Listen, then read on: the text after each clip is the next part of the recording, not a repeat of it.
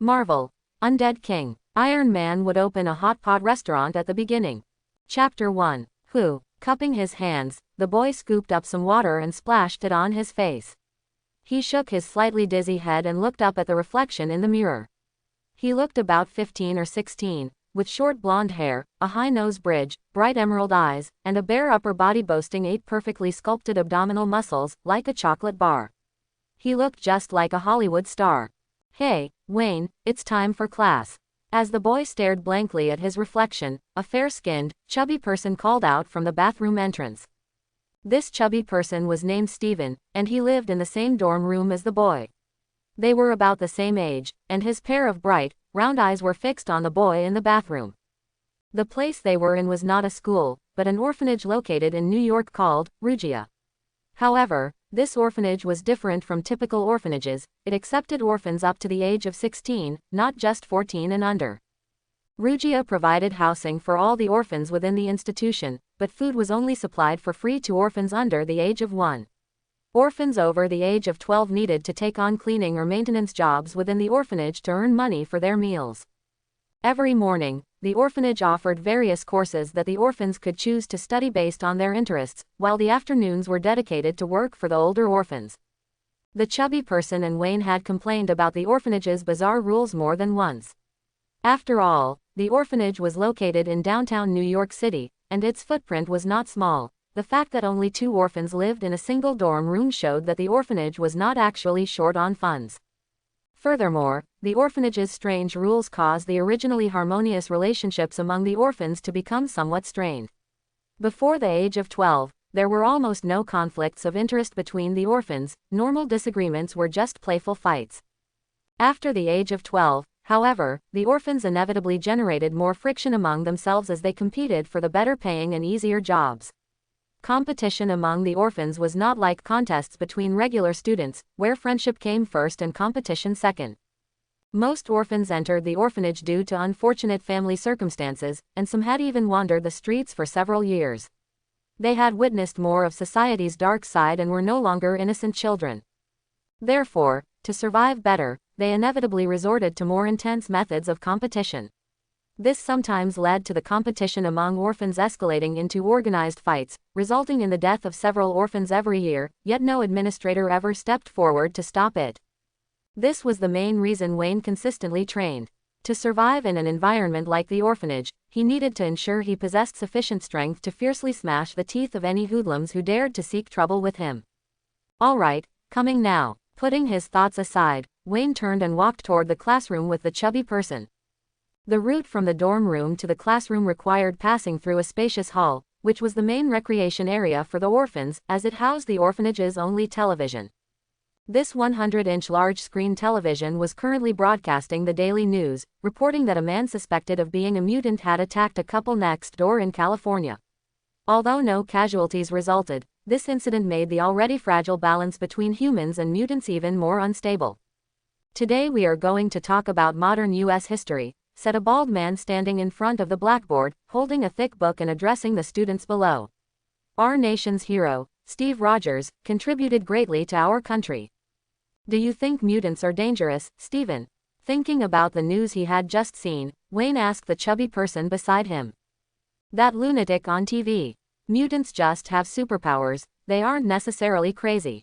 The chubby person curled his lip in disdain. Nowadays, whenever anyone was attacked, unscrupulous reporters immediately pinned the blame on mutants. "Ha, it's rare for your brain to figure out a problem like that. I thought the only thing inside your head was sweet bean paste." Wayne looked at the chubby person with an exaggerated expression. In his impression, the chubby person had no brain whatsoever, except when it came to food. "Shut up, Wayne." The chubby person glared fiercely at Wayne. Wayne was good in every way, except for his mouth, which made people want to stitch it shut. "You two again. Stand up and tell me what spirit Captain America conveyed to us." "Wayne, you go first." Wayne and the chubby person's conversation, conducted as if no one else were present, finally attracted the attention of the bald teacher. The bald teacher was now glaring fiercely at the two of them and loudly reprimanding them. "Captain America taught us that we should stick to what we believe is right, and that is a spirit very much worth learning from," Wayne said, looking seriously at the bald teacher. Seeing the bald person's angry expression ease slightly, Wayne continued. For example, I believe listening to your class is a waste of time, so I stuck to my opinion and decided to use your class time to talk about something else. Bang! Before Wayne could finish, the even angrier bald teacher couldn't help but throw the chalk in his hand toward Wayne. However, due to poor aim, the chalk flew straight and hit the chubby person next to Wayne. Wiping the chalk dust off his face, the chubby person stood up helplessly. Every time he was with Wayne, some undeserved calamity seemed to befall him. Teacher, I think I prefer Tony Stark over Captain America. Reason, since he had hit the wrong person, the bald teacher felt somewhat awkward and asked, softening his tone. Famous since youth, rich from a young age, and has slept with more girls than you've ever met, aren't you envious? The chubby person's eyes sparkled as he spoke to the shiny bald head in front of him. Exactly, I agree with him. Tony is our idol, Wayne immediately chimed in from the side. Get out. Amidst the bald teacher's furious scolding and the jeers of the rest of the class, Wayne and the chubby person happily walked out of the dry and boring classroom. After returning to the dorm room, a slightly bored Wayne and the chubby person complained about the bald teacher for a while, then slowly drifted off to sleep. At 2 o'clock in the afternoon, Wayne and the chubby person arrived punctually at the entrance of the task collection point. The so-called task collection point was actually a name invented by the orphans themselves. In reality, it was just a regular room where daily work assignments were distributed. At this moment, some orphans preparing to receive tasks were already waiting outside the task collection point. Inside the room sat a middle-aged man in his 40s, who was impatiently tossing slips of paper to the orphans in front of him. He was the staff member responsible for distributing assignments to the orphans. Hi, boss, I'm here to collect the tasks, mine and Wayne's. Using his bulk, the chubby person successfully pushed past the orphans in front and addressed the middle-aged man. Meanwhile, Wayne stood to the side, flexing the muscles on his arm at a few disgruntled orphans. Wayne and the chubby person were generally acknowledged as two of the most difficult people to provoke in the orphanage. Wayne, having grown up in the orphanage, knew its survival rules. His vicious fighting style combined with long-term, persistent training meant few people in the orphanage were his match. As for the chubby person, despite all his fat, his strength was comparable to the well-trained Wayne. Furthermore, when he fought, he specifically targeted sensitive areas, causing many people to flat out refuse to confront this shameless chubby person unless absolutely necessary. Glancing at the orphans pushed aside by the chubby person, who dared not speak their anger, a flash of disgust crossed Abbas's face, and he handed a slip of paper to the chubby person. What mission did we get? Seeing the fat boy walk out holding the slip of paper, Wayne curiously poked the fat boy's shoulder and asked. The orphanage missions were distributed by dormitory unit, but the method was rather strange. Instead of directly telling you what to do, they gave you a sealed slip of paper, assigning tasks randomly like a lottery draw. Under Wayne's gaze, the fat boy carefully tore open the slip. His hand subconsciously trembled, revealing the words written on it, "Clean the toilet." "Is the god of toilets your relative?" Wayne asked the fat boy with a dark expression. This was already the 100th time they had received the toilet cleaning mission. Wayne used his extremely limited math knowledge to calculate it, realizing the probability was even lower than winning the lottery. What can I do? I'm desperate too. The fat boy's mouth was twitching non-stop. He was truly fed up with the smell of the toilet. Just then, Wayne's peripheral vision caught sight of Messi and Luo, who lived in the adjacent dorm, excitedly holding a slip of paper and walking out of their room.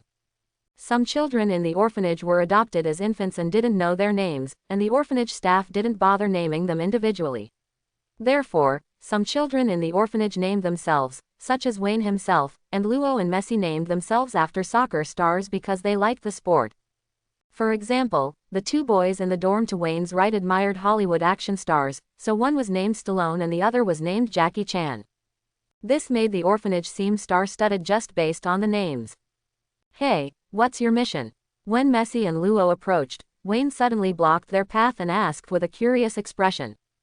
Messi and Luo, who were secretly excited, saw the familiar scene before them and suddenly had a bad feeling.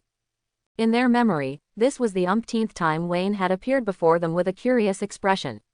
Last time, the time before that, and the time before that, Wayne would first curiously ask what their mission was, and then forcibly swap their tasks.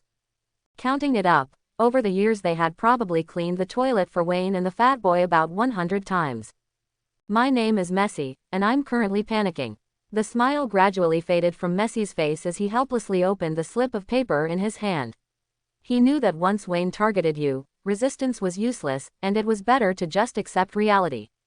In contrast, the originally gloomy Wayne and the fat boy instantly became excited, because the mission drawn by Messi and Luo was outside procurement. Among the various tasks at the orphanage, outside procurement was the children's favorite. Because the orphanage usually had a curfew, no orphan was allowed to step outside the orphanage gate. Only during outside procurement did they have a chance to go out, see the bustling city, and experience modern life. Just as Messi and Luo resignedly handed the slips of paper to Wayne and, dragging heavy footsteps, prepared to head toward the toilets, a harsh voice sounded, causing them to pause. I heard you guys got the outside procurement mission slip. Wayne and the fat boy looked toward the sound and saw 4 orphans walking toward them. The one speaking was a young black man walking in front, who looked to be 2 meters tall and was as strong as a black ape, towering a full head above the 1.8-meter Wayne. It's with me now. What do you want, Joseph? Glancing at the aggressive Joseph and the terrified Luo and Messi, Wayne proactively stepped forward, blocking the path between the two groups, grinning as he faced the shouting Joseph. Then you'd better hand it over to me. Ignoring the quietly slipping away Messi and Luo, Joseph looked at the approaching Wayne with a hint of apprehension. Joseph had only arrived at the orphanage in the last 2 years. It was said that before he came in, he had been a member of a gang, so he brought the ways of the outside criminal underworld directly into the institution. He founded an organization called the Black Dog Gang, which currently has over 20 orphans, allowing him to run rampant in the institution. Those targeted by them weren't like Wayne's group, where it was just a simple mission swap. They never did these chores themselves. Instead, they directly forced other orphans to hand over all their money, and refusal meant a severe beating. They only chose the procurement mission to go out once a month, on the 1st. Only then could they leave to buy cigarettes or even drugs. Why should we? The fat boy beside him was displeased. They only had 1 or 2 chances a month to draw or swap for this kind of procurement mission, and he didn't want to give it up so easily. Just because you look like a black ape, do you think I need to care for animals and care for you? Wayne retorted even more rudely. The other party's commanding tone made his expression turn cold. He had no goodwill toward people who constantly bullied the weak and feared the strong. Hearing Wayne's words, Joseph was stunned for a moment, then immediately became enraged. Having reigned supreme in the orphanage for so long, he was accustomed to others speaking submissively to him. He had always heard that Wayne was troublesome, so he had intentionally avoided conflict with Wayne, but he didn't expect Wayne to show him so little respect. HMPH. Joseph let out a cold snort and suddenly threw a punch at Wayne. Caught completely off guard, Wayne was hit directly in the head by the punch. He subconsciously touched the slightly bleeding wound on his head. The pain made Wayne angry, and without another word, he charged straight toward the tall Joseph. The fat boy beside him reacted the instant Wayne was hit. Seeing the 3 subordinates still dazed behind Joseph, he immediately lunged forward, using his weight advantage to pin one of them beneath him. The subordinate who was pinned felt like an elephant had sat on him, nearly making him vomit his lunch. Before he could even fight back, he saw a fist rapidly enlarging in his vision. After the fat boy knocked out the first subordinate, the other 2 finally reacted. They glanced fearfully toward Wayne, then tacitly chose to avoid that battleground and attacked the nearby fat boy together. Both of these subordinates grew up in the orphanage and had been beaten by Wayne countless times since childhood, causing them to subconsciously feel apprehension when looking at Wayne now. 5 minutes later, just as the fat boy successfully defeated the 3 subordinates, Wayne landed an uppercut on Joseph's jaw. Crack! As the sound of bone shattering rang out, the tower-like Joseph finally crashed heavily onto the ground. Hiss! Sporting a bruised eye socket, Wayne reached up and wiped the blood dripping from the wound on his forehead. The contact of sweat and the wound made Wayne suck in a cold breath. Then, in a fit of venting, he delivered another heavy kick to Joseph, who was on the ground painfully clutching his jaw. It's not that I'm targeting anyone, it's just that everyone in the Black Dog Gang is trash. Let's go. Wayne glanced triumphantly at the immobilized Joseph. Under the adoring gazes of the surrounding onlookers, the 2 boys who were still standing walked toward the gate, heads held high like roosters that had won a fight. After leaving the orphanage entrance, looking at the bustling crowd outside, the wounds on Wayne and Fatty's bodies no longer seemed to throb with pain. After quickly purchasing the daily necessities required for the orphanage's tasks, they did not return directly to the orphanage. Instead, they walked through the dense crowd to a street 2 blocks away from the orphanage, where a red sign with white characters and flashing lights instantly caught their attention. The sign read, Sichuan Hot Pot Restaurant, in 5 Chinese characters. This was Wayne and Fatty's sole purpose every time they went out, to eat hot pot. Wayne, born in the orphanage, originally didn't know about the hot pot restaurant until Fatty's arrival when he was 7 years old, which was the first time he encountered this delicious food. Although that experience cost him all the money he had painstakingly saved for a month. Unlike Wayne, Fatty was sent to the orphanage at the age of 7. Originally, Fatty's life was relatively happy. Although his family was not very wealthy, he at least had a harmonious family. However, a car accident shattered his once happy family. The other relatives were unwilling to bear the burden of another boy, so they jointly decided to send him to the orphanage, where he became Wayne's roommate. "We're back, Wong." Upon entering, Fatty enthusiastically greeted a busy, sweating Chinese man inside the restaurant. This unassuming Chinese man was the owner of the hot pot restaurant. Since Wayne and Fatty visited almost every month, they had a very good relationship with the owner. "This time, let's order more meat, Wayne." After being led to their seats by Wong, Fatty swallowed and said to Wayne, who was looking at the menu. "All right, don't worry, you're already so fat, can't you lose some weight?" Wayne looked at Fatty's round face. To be able to grow this fat in a place like the orphanage, this Fatty was truly unique. "These are all hidden muscles," Fatty quickly explained. All their money was with Wayne, and if he offended Wayne, he wouldn't get any meat. 10 minutes later, the hot pot base and all the dishes were served. Wong also temporarily had some free time and sat down with Wayne and Steven. "You haven't been here in a long time. What happened to the injuries on your faces?" Wiping the sweat from his forehead, Wong smiled at Wayne and Fatty. Because Wayne and Fatty often visited, Wong had watched them grow up. He genuinely liked these 2 sensible orphans. Indeed, because Joseph and his gang were causing trouble everywhere, another person died in the orphanage a while ago, so we weren't allowed to go out at all. But today we taught them a good lesson. Mentioning this, Fatty was somewhat angry and somewhat proud. Those people were completely gangsters, and he wondered why the orphanage management tolerated their existence. Alas, the mortality rate has been getting higher recently. Wayne also sighed. Having grown up in the orphanage, he was considered a veteran there, but since this year, the orphanage's mortality rate was significantly higher than in previous years. When this topic came up, the previously pleasant atmosphere suddenly cooled. Wong had also heard about the various incidents at the orphanage, but every time the police came, besides taking away 1 or 2 offending orphans, they did not impose any restrictions or reforms on the orphanage itself. After comforting Wayne and Fatty, Wong gave them a few more plates of lamb for free, then continued to busy himself in the restaurant. The change in atmosphere did not affect Wayne and Fatty's appetite. After finishing a plate of meat, Wayne slumped softly in his chair, patting his stomach and waving to Wong in the distance. "Check, Wong. This meal is on me today. Just come often in the future. You're almost old enough to leave the orphanage, and it won't do to have no money later on." Wong smiled and shook his head. He would help the 2 orphans whenever he could. "Then we won't be polite." Fatty rubbed his round belly, not refusing Wang's kindness. "When I'm successful in the future, I'll help you open a bigger hot pot restaurant." Wayne and Fatty were both almost 16 years old, and according to orphanage rules, they had to move out at 16. For life outside, Wayne and Fatty were both anticipating and fearing it, as no one who had left the orphanage had ever returned to share the outside world with them. Perhaps it was because they had no feelings for the orphanage, Wayne thought. As Wayne and Fatty slowly strolled out of the hot pot restaurant, burping, a piercing scream came from a nearby street.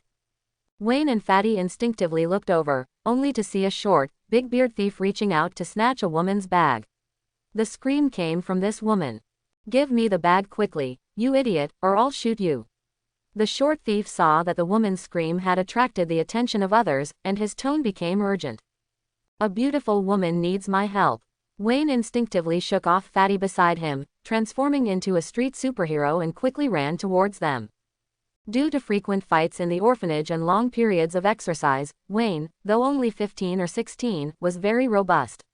Before the short thief's attention had shifted from the woman, Wayne had already run behind him and delivered a fierce punch to his head.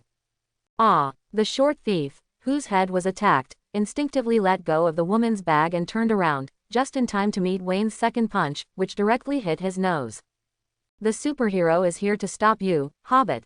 Looking at the fallen thief, Wayne shouted somewhat exaggeratedly. Ghost, so fond of meddling, then die. The 2 consecutive punches made the already unstable short thief even more agitated. He got up from the ground, pulled out a pistol from his embrace with his other hand, and roared at Wayne.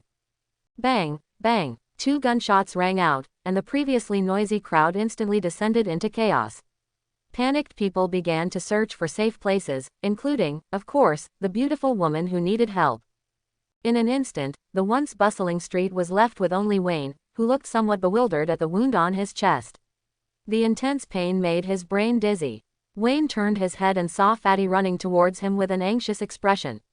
Then, a wave of dizziness swept over his brain, and he fell to the ground, losing consciousness. Wayne, how are you? Hey, answer me. Fatty, who had rushed over, supported Wayne's shoulders as he was about to fall, feeling somewhat at a loss. The accident happened too suddenly. Fatty had thought Wayne could easily deal with the thief, never expecting the thief to carry a pistol with him. Outside the hospital emergency room, Fatty squatted by the wall, helplessly clutching his aching head. After Wayne collapsed, Fatty felt a throbbing pain in his head. Coupled with his friend being shot, the boy, not yet 16, felt overwhelmed. Da. A series of hurried footsteps approached. Fatty instinctively looked up and saw Boone, the dean of the orphanage, dressed in formal attire, walking towards them, led by 2 medical staff. It's okay, Steve. Seeing Fatty squatting on the ground, Dean Boone knelt down and stroked Fatty's head, comforting him. It's all my fault, Dean. If I had held him back, Wayne wouldn't be in there. Fatty's tears flowed uncontrollably. The moment he saw Dean Boone, the unease in Fatty's heart grew stronger. All the children in the orphanage knew that the dean managed several orphanages and only appeared to handle related matters when a child in the orphanage died. At other times, the dean was nowhere to be seen. Don't be sad, it's not your fault, Steve. Just as Dean Boone finished speaking, the emergency room door opened. A doctor in white walked straight out, motioned to the dean, and came over to speak. Severe blood loss, resuscitation was ineffective. The doctor said after exchanging a look with Dean Boone, then looked toward the Fatty who had followed them. Send this child back, and then you stay here to complete the procedures. No, I won't. Let me see him again. How could he just die like that? The Fatty, who had been restless, suddenly heard the news of Wayne's death and became agitated. He stood up and ran toward the emergency room, but before he reached the door, a sudden sharp pain erupted in his head, causing him to collapse outside the emergency room door, losing consciousness. Where is this place? Wayne slowly opened his eyes. All he saw was a pure white ceiling. After a few seconds of clarity, Wayne abruptly sat up and looked down at his chest, which was completely unharmed. He reached out, somewhat disbelievingly, and touched the spot where he remembered being shot. A hint of confusion appeared in Wayne's eyes. He clearly remembered being shot, so how could there be no wound? Just as Wayne was puzzled, the ward door was pushed open, and Dean Boone and a doctor walked in. How are you feeling, Wayne? Dean Boone asked with a smile, looking at the confused Wayne. Dean, why are you here? I feel like I just had a dream. Wayne was surprised to see the dean, then scratched his head, the conflict between memory and reality making him unsure of the situation. Do you think that was a dream? Boone walked over and sat down beside Wayne's bed, looking at the bewildered Wayne with a smile. Frowning, Wayne also couldn't figure it out. If it was a dream, it was certainly too real, but if it wasn't a dream, where were the wounds on his body? As if seeing Wayne's doubt, Boone maintained his standard smile and continued. Are you aware of the existence of mutants? Mutants. Hearing Boone's words, Wayne was startled and immediately understood the underlying meaning. Could I be a mutant? Although he had always known about the existence of mutants and didn't exclude them, Wayne had never imagined that he would one day become one of them. It's obvious. You were indeed shot yesterday, but now look at your chest. Boone pointed to Wayne's smooth chest, slowed his tone, and continued. But don't be afraid, Wayne. Mutants are also members of humanity, and we won't reject you. Clearly, Boone was worried that Wayne couldn't accept the truth. In the mainstream social values of today, mutants have not been widely accepted by the general public, so most people still harbor a sense of resistance toward their existence. Afraid? Haha, I'm not afraid. After his mutant identity was confirmed, Wayne showed no fear or difficulty accepting it. Instead, he became excited, examining his body with surprise and delight. That fiery gaze, as if looking at a first love, caused Boone's mouth to twitch involuntarily, finally breaking his standard smile. Ah, it's good that you don't mind being a mutant. Now we need to take you to a special place to help you better master your abilities. After a few seconds of stunned silence, Boone awkwardly spoke to Wayne on the bed. He then stood up, leaned close to the doctor's ear, and whispered, "He's yours, Francis. His awakened ability is similar to Wolverine's, which is perfect for your research. Remember to inject him with a zero-dose sedative on the way." Wayne, at this moment, did not notice the conversation between the dean and the doctor. He was focused on experiencing the changes brought by his awakened ability. He touched the spot where he had been shot earlier. His skin was as smooth as a newborn baby's. After awakening his ability, Wayne felt as if he had been reborn. Not only had all the scars left on his body disappeared, but his skin had become even smoother, and his muscle definition was more perfect. Furthermore, Wayne noticed that his vision had become clearer. He could distinctly see a thumb-sized gecko clinging to the wall 10 meters away. Clenching his fist, Wayne felt an astonishing power contained within his body. Just as Wayne was amazed by his own changes, the doctor walked over with a syringe and said to Wayne, "Don't move, let's give you a shot first." Wayne obediently held out his arm while asking the dean, "Where is Stephen?" "Stephen was stimulated when he saw you injured, so he has been sent back to the orphanage." "Don't worry," Dean Boone said, reassuring Wayne with a smile. "Why don't you focus on feeling your awakened abilities? The special place you mentioned, is it similar to?" As Wayne spoke, he suddenly felt his thoughts slow down, and then he fell unconscious again. On an empty street, a young man wearing a white patient gown was curiously looking around. "Where is this?" Wayne walked while surveying the surroundings. It was a long street about 10 meters wide, lined on both sides with closed shops. He was the only person left on the deserted street. "Kid." Suddenly, a man's voice came from behind Wayne. Wayne subconsciously turned around and immediately realized the source of the voice was the short man who had shot him. Subconsciously, he looked at the short man's hands, and Wayne just happened to see the thief raise the pistol in his right hand again. Bang! Ah! With a cry of alarm, Wayne suddenly opened his eyes. He looked around and saw that he was still lying on a hospital bed, but the surrounding environment was clearly not a hospital. Rubbing his somewhat heavy head, Wayne began to carefully observe his surroundings. Was this the special place? Wayne struggled to sit up. He didn't know what drug he had been injected with, but Wayne felt like he couldn't even beat a newborn baby. His whole body felt like a floppy slug. After observing for a while, Wayne realized he was in a vast hall. Under the dim lighting, he could see that the surrounding walls were unpainted earthen walls, resembling a military factory from the last century. Racks and instruments resembling operating tables were neatly arranged on both sides of the hall. A woman whose back was covered in sharp spikes was being examined by a doctor on one of the operating tables. Next to Wayne, there was another identical hospital bed, where a man with a pale face and blue lips lay, eyes closed, seemingly unconscious.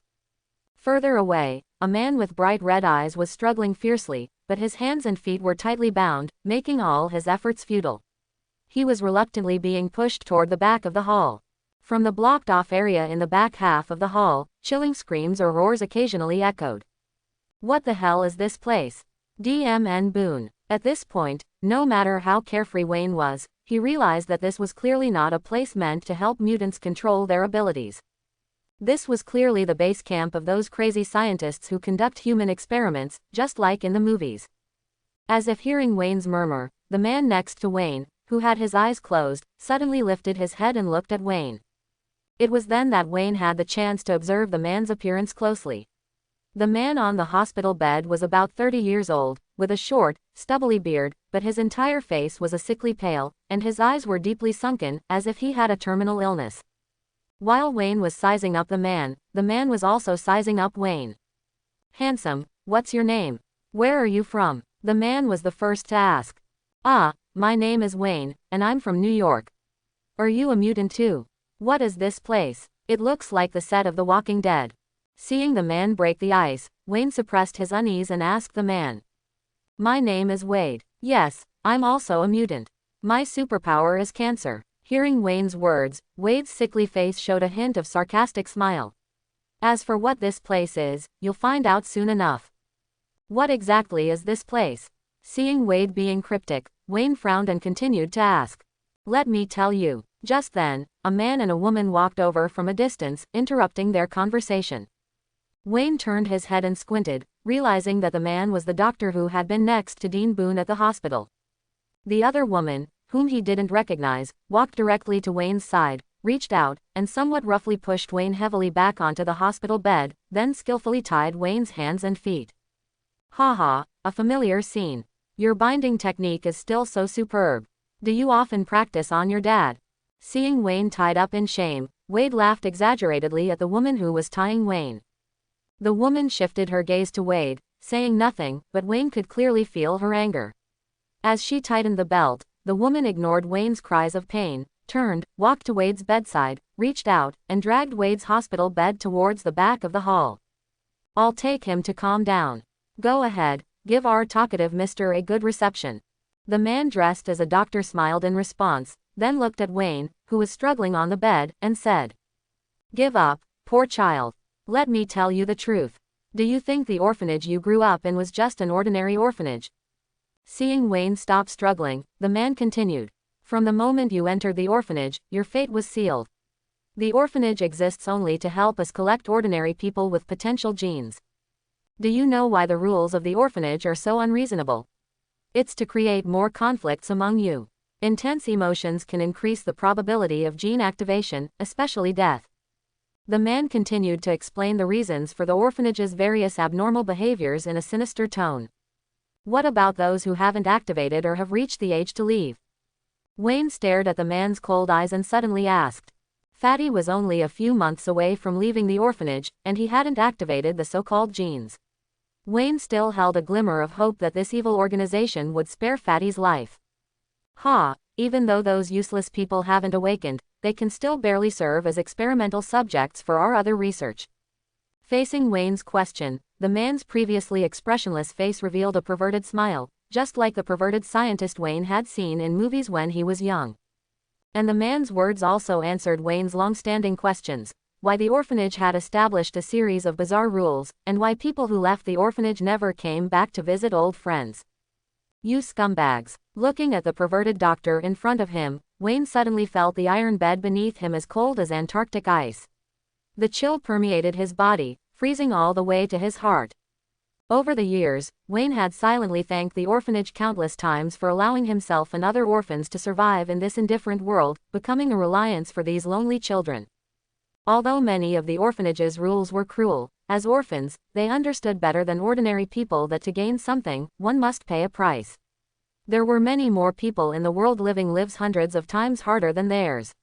Over the years, Wayne had long considered the orphanage his home. However, the cruel reality made Wayne realize that the place he had always considered home was actually a slaughterhouse, and they had become livestock in that slaughterhouse. The orphanage, which they saw as a protective umbrella, raised them only to fulfill its evil purposes. Without giving Wayne any more time to think, the man finished speaking and dragged Wayne's hospital bed to the back of the hall. Passing through the hall, Wayne realized that compared to the scene behind it, the hall just now was already quite harmonious. This was the real hell. Everywhere were tortured humans or mutants, and screams and wails filled the entire space. All sorts of tools, which made one shiver just by looking at them, seemed to encompass every imaginable method of torture. Wayne began to try to struggle, but having been injected with drugs, Wayne was weakened to the extreme. 2 leather straps were enough to bind Wayne tightly. Francis dragged Wayne near a wall, lifted Wayne with one hand, fixed Wayne to the wall with a leather strap, then took out a silver desert eagle from behind him and pointed it at Wayne's head, his eyes beginning to glow with an unusual light. I hear your body has a self-healing factor. Then let's test your limits. Pressing the gun down, the man directly fired a shot at Wayne's heart. Looking at the silver pistol less than 0.1 centimeters from his heart, Wayne instinctively tensed his body. His clothes on his back were instantly soaked with cold sweat. With his mental focus highly concentrated, he could even clearly perceive that the hand of the man holding the gun in front of him was slightly trembling from excitement. With a bang, the bullet quickly shot into Wayne's heart. A sharp pain came, and Wayne subconsciously focused his attention on the injured heart area. Wayne could clearly feel that as his attention concentrated, a warm current in his body rapidly gathered at the injured area. As the warm current surged in, the intense pain quickly began to subside. Thud, in less than 0.1 seconds, the bullet was already squeezed out of Wayne's body, and the wound began to heal at a visible speed. Ha, a few more shots. Is this bullet expired? You guys aren't so poor that you can't afford real bullets, are you? You fool. Wayne, sweating profusely, calmed his rapid breathing, then spat at the man not far away. Although the intense pain lasted less than 0.1 seconds, the feeling of being shot in the heart was not pleasant. Although Wayne could still shout loudly at this moment, his slightly trembling fingers still revealed Wayne's fear. Excellent, excellent. It seems your recovery ability has surpassed the famous Wolverine. You truly are a perfect experimental subject. Ignoring the roaring Wayne, the man, after a brief silence, looked at Wayne with fanaticism and said, "Let's try other methods." After speaking, the man took Wayne down from the wall, re-secured him to the hospital bed, and then walked towards the freezing room. The so-called freezing room was just a room filled with many large freezers. "Hey, Wayne, I'm here. Did you come to join me for an ice cube spa?" Wade, shivering violently while submerged in a freezer full of ice, suddenly perked up when he saw Wayne being dragged in.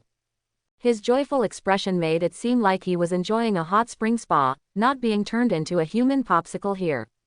Wayne, who was lying on the iron bed waiting for the next wave of torture, suddenly heard a familiar voice. Subconsciously, he looked up and saw the pale-faced Wade soaking in a freezer, calling out to him. "Yes, I'm enjoying the treatment reserved for esteemed VIP members. It's just that the attendant behind me is a bit ugly." Wayne was stunned for a moment, then played along, understanding the unspoken joke. *PFF. Before he could finish speaking, Wayne was thrown into one of the freezers. "See, I didn't lie to you. I didn't even have to walk in myself. It's a complete one-stop VIP service." The sudden contact of his warm body with the bone-chilling ice made Wayne shiver involuntarily, but he didn't show it. Instead, mimicking Wade, he put on a look of comfort and spoke to the gloomy-faced man. "I'm starting to like you, handsome. Help me upgrade my membership level too. You can't play favorites, Francis." Looking at Wayne beside him in surprise, Wade suddenly felt that this newcomer was very much in sync with him. "You two pieces of trash, shut up." The man who brought Wayne in, Francis, roared, watching the two men sitting in the freezers with expressions of enjoyment. Francis was annoyed that a method of torture was being treated like a party by these two eccentrics. To avoid hearing any more nonsense, Francis immediately slammed the doors of both freezers shut. "Did you enjoy the ice bath yesterday, Wade?" Gina, walking over with a matchstick in her mouth, asked Wade, whose face was even paler than the day before. She then looked at Wayne next to him, whose face was rosy, creating a stark contrast between the two. "I heard you two had a good chat yesterday." Gina was the woman who had tied Wayne up. After Francis closed the freezer door yesterday, the bone-chilling ice water instantly enveloped Wayne. But before Wayne could cry out, a surge of heat appeared inside his body, quickly spreading throughout him. The appearance of the heat made the freezer experience slightly more tolerable for Wayne. Wherever he was about to suffer frostbite, the heat would arrive just in time. But for Wade, being placed in the freezer was genuine torture. After all, his cancer ability couldn't help him resist the cold, instead, it made him even weaker. "Not bad. Are you imitating Stallone by holding that matchstick?" Wayne looked worriedly at Wade, who was still constantly shivering, and proactively spoke to Gina. "I know him too. He lives right next door to me. How about you let me out, and I'll get him to be your father?" Another chatterbox. Today, let's see your limits." Gina looked at Wayne in surprise. Few people who came here and endured the torture could continue to talk trash like Wayne and Wade, as the various forms of torment here could easily cause a normal person to have a mental breakdown. Ignoring Wayne's stream of trash talk, Gina dragged Wayne's bed toward the back of the hall. After passing through the hall, Wayne realized that today he was not being taken to the two places from yesterday. Instead, he arrived in an empty room. In the center of the room was a large metal bed, burned so badly its original color was unrecognizable, and Francis was sitting beside the wall, holding a can of gasoline and watching him being dragged in with indifference. Gina skillfully secured Wayne onto the metal bed. Yesterday, they had already witnessed Wayne's recovery ability after being shot and his resistance to freezing. Having gained a rough understanding of Wayne's recovery ability, today they planned to use other methods to gain a more comprehensive understanding of his capabilities. The moment Wayne was secured, Francis quickly walked up. Without giving Wayne a chance to open his mouth and talk trash, Francis poured gasoline over Wayne from head to toe. Then, Gina spat out the matchstick she was holding, lightly struck it against her fingernail to light it, and tossed the burning match onto Wayne. Flames instantly covered Wayne's entire body. Wayne, who had just opened his mouth, wisely closed it upon seeing the incoming gasoline, preventing the oil from entering his mouth. However, the next moment, Wayne felt as if he had become dough placed in an oven. The excessively high temperature caused his skin to crack inch by inch, like dried bread, until it turned charred black. The immense pain caused by the flames burning his entire body made Wayne cry out involuntarily. At this moment, the healing factor in his body rushed to the scene of the fire like dedicated firefighters. Everywhere they went, the charred skin was completely renewed. The combination of the burning pain and the tingling sensation caused by the growth of new skin made Wayne's body uncontrollably twitch and writhe like a madman. 5 minutes later, the flames covering Wayne had completely extinguished, the barrel of oil had finally burned out. Wayne lay weakly on the large metal bed, with not a single trace of injury on his body. The newly grown skin was as clean as if he had just taken a bath. Taking a long breath, Wayne watched Francis and Gina slowly approach. He no longer had the energy to continue mocking them. When he was engulfed by the flames just now, Wayne felt as if countless ants were crawling all over him. The pain of the burning combined with the itchiness of the new skin growth had tormented him. Burn wounds can also recover quickly. Proceed to the next item. Watching the unharmed Wayne, Francis, like a scientist, recorded something in a notebook. After a moment, he looked up and instructed Gina beside him. During this day, Wayne underwent various tests, including being burned, being hacked with an axe, and being injected with viruses. None of these methods left the slightest mark on his body. However, the pain brought on by the experimental process tortured Wayne severely. Unlike ordinary people, Wayne's powerful recovery ability made it difficult for him to fall unconscious, forcing him to grit his teeth and endure every single torment. But this was not the most heartbreaking thing for Wayne. What he found hardest to accept was that after the burning, although his body had returned to normal, all his body hair had been reduced to ashes along with his patient gown. His original golden short hair had turned into a bald egg, reflecting a dazzling shine under the lights. For Wayne, who had considered himself a handsome man since childhood, this felt as bad as being killed. It can now be confirmed that his vitality is extremely tenacious. Report this to the organization. Starting tomorrow, we will extract his genes for research. Let's use our Mr. Chatterbox as the first test subject. Ignoring Wayne's angry gaze, Francis wiped the stains off his hands with a towel after completing the final test, and spoke to Gina. The hall. When they weren't being dragged away for torture, most people who were still mentally sound craved more communication with their peers. After all, facing various inhuman torments every day, only the comfort of their peers and hope for the future could give them the courage to face the next day's life. Wayne, I heard you went through all the wellness treatments for me today. Wade, having recovered some energy, said gratefully to Wayne, who was staring blankly at the ceiling beside him. Yeah, that Francis. If we ever get a chance to switch roles, I definitely want him to experience it once. Wayne said listlessly while staring at the ceiling. A full day of torture had exhausted him mentally, even his powerful recovery ability couldn't restore his mental fatigue. Do you think we have a chance to escape? After a while, Wayne retracted his gaze, turned his head, and asked Wade beside him with a hint of doubt. Of course, once my cancer is cured, I have to go back and see my Vanessa. She's a beauty. When the time comes, I'll take you to broaden your horizons. With your looks, you'll definitely be popular at the Margaret Sisters bar. Mentioning Vanessa, Wade's mental state seemed to improve slightly. Vanessa was Wade's spiritual pillar. Wade mentioned her to Wayne at least 50 times a day. Alright, I'll tell you some bad news. They might use you for experiments soon, using my genes. Haha, I never expected to gain a son for no reason. Wayne, having rested for half a day, finally recovered his strength. Remembering that Francis planned to use his genes for experiments on Wade, he couldn't help but chuckle.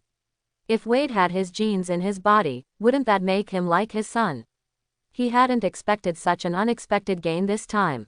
You're hitting a friendly target, Wayne. Do you think your genes can help cure my cancer? Wade glared fiercely at the still snickering Wayne, his eyes also showing a hint of confusion. Wade, of course, knew that this organization was not a charitable aid group, and these people conducted various experiments solely to achieve the organization's goals. However, Wayne's miraculous recovery ability still made Wade unable to help but hold a glimmer of hope for a potential miracle. If only there was hope to cure his cancer. Vanessa must be searching everywhere for him now, Wade couldn't help but think. I hope so. If we can escape, I will definitely uproot them all. Wayne clenched his fist, immediately feeling a sense of emptiness within his body. After sighing helplessly, he slowly drifted off to sleep. 1 month after Wayne's genes were extracted. During this time, Francis had been conducting various research and experiments on Wayne's genes. He had not made substantial progress for too long, and some members of the organization were already expressing dissatisfaction with him. The appearance of Wayne's genes allowed Francis to see the dawn of success. He eagerly hoped to prove his capabilities to the organization through a successful experiment, and this eagerness made him even more irritable. Because of Wayne and Wade's endearing mouths, they received Francis's special attention over the past month. Francis fully utilized his talent for torture on them, subjecting the two men to every bizarre method of torment imaginable. I'm giving you one last chance, Francis. If you still don't achieve results, the organization might have to re-evaluate your abilities. Understood. I will speed up the research progress. Francis hung up the phone with a gloomy expression and said to Gina beside him. Gina, we can't delay any longer. We need to start researching directly using live subjects.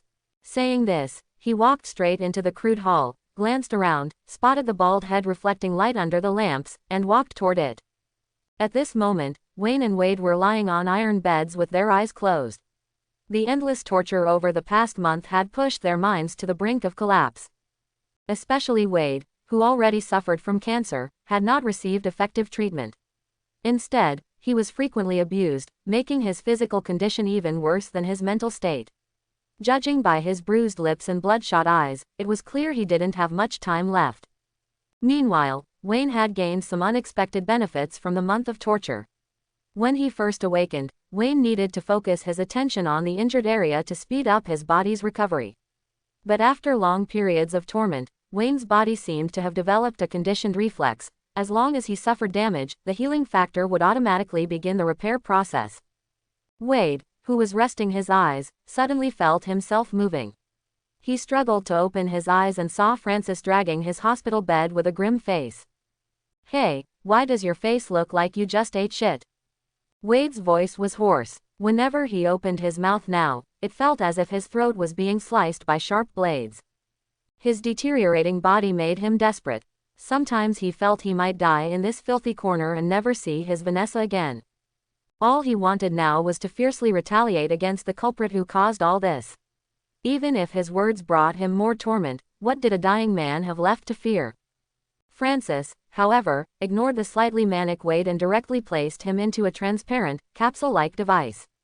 Looking at Wade inside, Francis leaned close and whispered into his ear. We'll talk after you survive this time. But I truly hope you live, so I can continue to torture you. Gina, who had been waiting nearby, took out the prepared injection, plunged it hard into Wade's arm, then closed the outer glass cover and pressed a few buttons on the instrument. Wade instantly felt the oxygen content in the air rapidly decreasing. His chest felt as if it were being crushed by a large rock. He struggled weakly with his limbs, trying hard to take a few breaths, but no new oxygen entered his body. As the oxygen saturation in his body dropped lower and lower, his consciousness slowly began to fade. What felt like an eternity later, the glass cover was opened again. Wade greedily sucked in several large gulps of air, and then saw Francis's hateful face appear before him. It was obvious that Francis was somewhat excited. Happy, Wade, I cured your cancer, and there were no side effects. Francis's words made Wade temporarily forget how to speak. He carefully assessed his physical condition. Although he had just been tortured half to death, his body felt better than ever before. Since being diagnosed with cancer, Wade had suffered greatly from the cancer cells, but now, he felt as if his body had been reborn. Do you want to thank me? Actually, I don't think you need to, because only if you survive can our game last longer. Watching Wade's originally pale complexion gradually regain color, Francis revealed a cruel smile and turned to Gina. Continue. Although the experiment had yielded results, Francis was not prepared to give up torturing Wade. He wanted to see how long this man's mouth could last. Gina bent down as usual, preparing to check if the shackles inside the instrument were secure. Enjoy yourself, Wade. You still have a long life ahead of you. Taking advantage of the moment Gina lowered her head, Wayne, who had been silent, suddenly raised his head and violently slammed it into Gina's face. The sudden attack knocked Gina back 2 steps, and the matchstick in her mouth vanished. Realizing what happened, an enraged Gina wanted to go and teach Wade a lesson, but after only 2 steps, she was stopped by Francis beside her. Don't do this, Gina. Let's just consider it something we owe him. You go first, I'll handle this. Stopping Gina from punishing Wade, Francis immediately closed the glass cover and turned the pressure valve to maximum. Watching Francis slowly walk away, Wade slightly raised his head, opened his mouth, and forcefully spat a matchstick into his hand. He then used his fingernail to light the match and threw it toward the oxygen vent. Boom! Francis had just taken a sip of coffee and was preparing to rest when he suddenly heard a loud explosion, followed by the entire building shaking violently. Not knowing what had happened, he rushed downstairs without even putting on his shirt. By the time Francis reached the hall, the entire first floor was engulfed in flames, littered with damaged instruments and moaning test subjects lying on the ground. Looking at the messy hall, Francis cursed, grabbed a fire extinguisher, and began trying to put out the fire on the first floor. After only a few steps, his heart jumped. In front of him, the glass cover of the instrument used to torture Wade was shattered, and Wade, who should have been lying inside, was gone. Thud. Just as he saw the shattered glass cover, Francis was suddenly struck in the head by something. The immense force sent his body crashing to the ground. Francis, whose reaction speed had been enhanced, sensed danger and immediately rolled away from his previous spot. When he looked back, he saw Wade charging out of the fire. Looking at the fallen Francis, Wade did not waste any words this time but charged directly at him, like a rampaging bull. He lifted Francis with both hands and slammed him into the wall pillar behind them. The pillar, already half burned by the flames, instantly collapsed. While Wade was being struck by the collapsing pillar, Francis advanced instead of retreating. He took a step forward, hooked Wade's neck with his strong right arm, and violently flung him. Immediately afterward, he punched Wade in the head, dazing him, and then delivered a flying kick straight to Wade's stomach, sending him flying. Phew! Spitting out a mouthful of blood, Wade struggled to stand up, but the weakness surging through his body made him feel as if he had contracted cancer again. Although he had successfully escaped the instrument using the explosion, the close-range blast had left Wade in poor condition. Watching Francis pick up a steel bar from the ground and walk toward him, Wade painfully crawled sideways. Clang! Francis easily caught up to Wade, who was squirming on the ground. Francis forcefully plunged the steel bar into Wade's back. The immense power drove it straight through the floor, pinning Wade to the ground. This single attack completely dissipated the little strength Wade had just managed to gather. Meanwhile, while Wade was causing the explosion, Wayne, who was sleeping on the bed, suddenly heard a loud noise. Before he could even react, he and his bed were instantly flipped onto the floor. Looking at the chaotic hall and smelling the scent of burnt meat drifting from the back, Wayne was about to see what was happening when he suddenly glimpsed a shard of glass from the sedative medication bottle, shattered in the explosion, lying quietly to his right. Ignoring the commotion, and before he could attract Francis's attention, Wayne bent down, picked up the glass shard, and painstakingly began cutting the leather straps on his hands. 5 minutes later, as the strap binding his right foot was severed, Wayne finally regained his freedom. Feeling the weakness in his limbs, Wayne did not run around haphazardly like the others. Instead, he quietly moved deeper into the hall, using the overturned instruments and hospital beds as cover. Where did Wade run off to? Arriving at the back of the hall and looking at the laboratory engulfed in flames, Wayne gritted his teeth anxiously. In his memory, Wade should have been undergoing torture at the back of the hall at this time. Just as Wayne was preparing to search further, he suddenly sensed movement behind him. He tried to dodge sideways, but his weakened body made his reaction unable to keep up with his thoughts. Bang! Wayne slammed heavily into the wall in front of him. Touching the blood flowing from his nose, Wayne turned around and saw Gina behind him. Seeing Gina, Wayne's head heated up. Ignoring the waves of weakness in his body, he immediately got up and charged toward her. The torment during this period had instilled a hatred for Francis and Gina in Wayne that was beyond description. Watching Wayne rush towards her, Gina leisurely pulled out a matchstick, put it in her mouth, and then easily caught Wayne's fist with her hand before twisting it violently. Crack! Wayne's left hand was instantly crushed by Gina. However, Gina's attack did not stop. Holding Wayne's broken hand, she pulled him in and raised her knee, striking Wayne's unguarded chest. The sharp attack immediately knocked the hot-headed Wayne to the ground. Looking at the helpless Wayne on the floor, Gina grabbed one of Wayne's legs and began dragging him into the hall. Wade. Hearing his name called, Wade painfully raised his head and saw Wayne lying on the ground, looking at him. "I'm sorry, I might not be able to take you out of here, Wayne." Wade gave a bitter smile, spat out a mouthful of blood, and spoke weakly. "You can stay here and wait to die, Wade. But he still has value, and he can't stay here with you. Say your goodbyes." Francis smiled as he stepped over Wade, interrupting his words, and motioned for Gina, who had arrived, to lift the prone Wayne and run toward the door. The explosion and fire at the factory had already drawn the attention of nearby people. Francis needed to take Wayne to the next prepared research base to continue his work. As for Wade, he would be left here to die. Francis did not care about the lives of worthless test subjects. Wee woo wee woo. Half an hour later, several belated police cars, with flashing red and blue lights and piercing sirens, arrived at the warehouse entrance. "John, General Ross, come in with me to take a look. Everyone else, surround the area."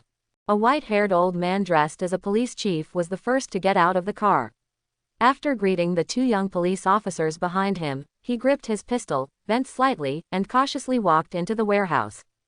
Looking at the broken chains in front of him, the old police chief reached out and pushed open the warehouse door. Ah! As soon as the warehouse door opened a crack, the police chief couldn't help but gag.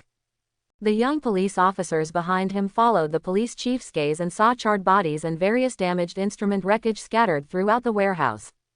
The entire warehouse had only a few windows, making its ventilation very poor.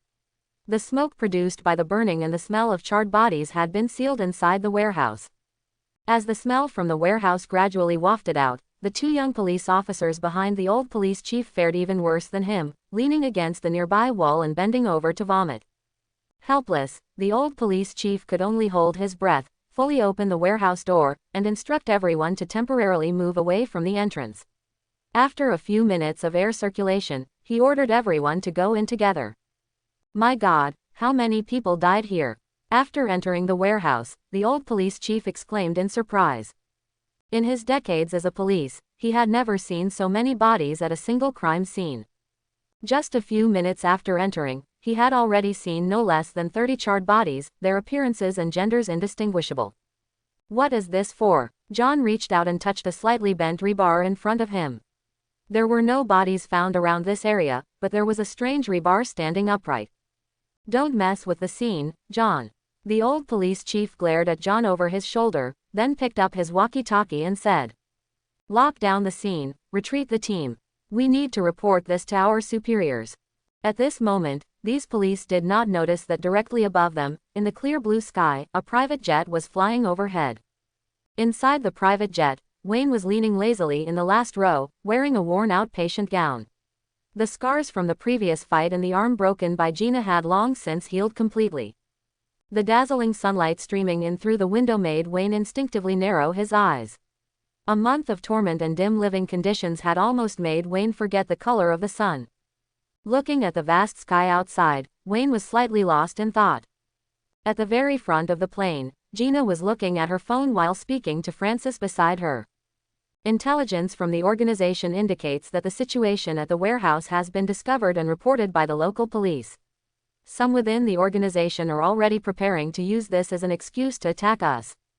After the explosion, Francis and Gina decided to abandon the laboratory to avoid attracting public attention and certain departments. To destroy some evidence, Gina ordered the soldiers to lock the warehouse door with chains before leaving, ignoring the dying wails of the various patients inside the warehouse, and hastily took Wayne into a black Chevrolet. The car sped to a private airfield in the suburbs, and without any time for rest, they immediately took Wayne onto the already prepared plane. This unexpected explosion caused Francis heavy losses. Leaving aside the loss of research equipment and the exposure of the base, the sheer number of experimental subjects' deaths and the potential troubles from the exposed laboratory had already caused dissatisfaction among certain individuals within the organization. According to the news Gina received, some within the organization were already preparing to pressure them. After all, the organization had many factions, and each faction wanted to obtain more resources. I was indeed a bit careless, that fool. When the topic of this accident came up, Francis immediately thought of Wade, who caused it all, and said through gritted teeth. Francis was now filled with regret. He felt that he had let Wade die too easily. He should have taken that fool with him and made him suffer endless torment. Rubbing his temples in annoyance, Francis looked back at Wayne, who was slumped in the back row, and said to Gina, "As long as we can control Wayne, we will have a continuous supply of genes for research. The Wolverine genes previously stored in the organization have long been used up. Now they can only beg us." At this moment, Wayne, whose thoughts were drifting, involuntarily remembered Wade trapped in the fire scene, and recalled Wade's weak yet firm promise after a certain period of torment. "Hey, don't be like that. Come on, smile. I'll get you out of here. Then we'll kill these perverts together."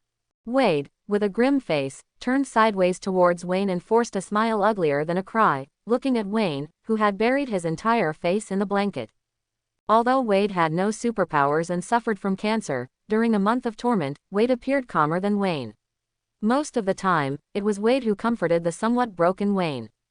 However, just as the hope of escape appeared, due to his own powerlessness, he allowed his brother to die in front of him. Covering his reddened eyes, Wayne no longer had the desire to admire the sky.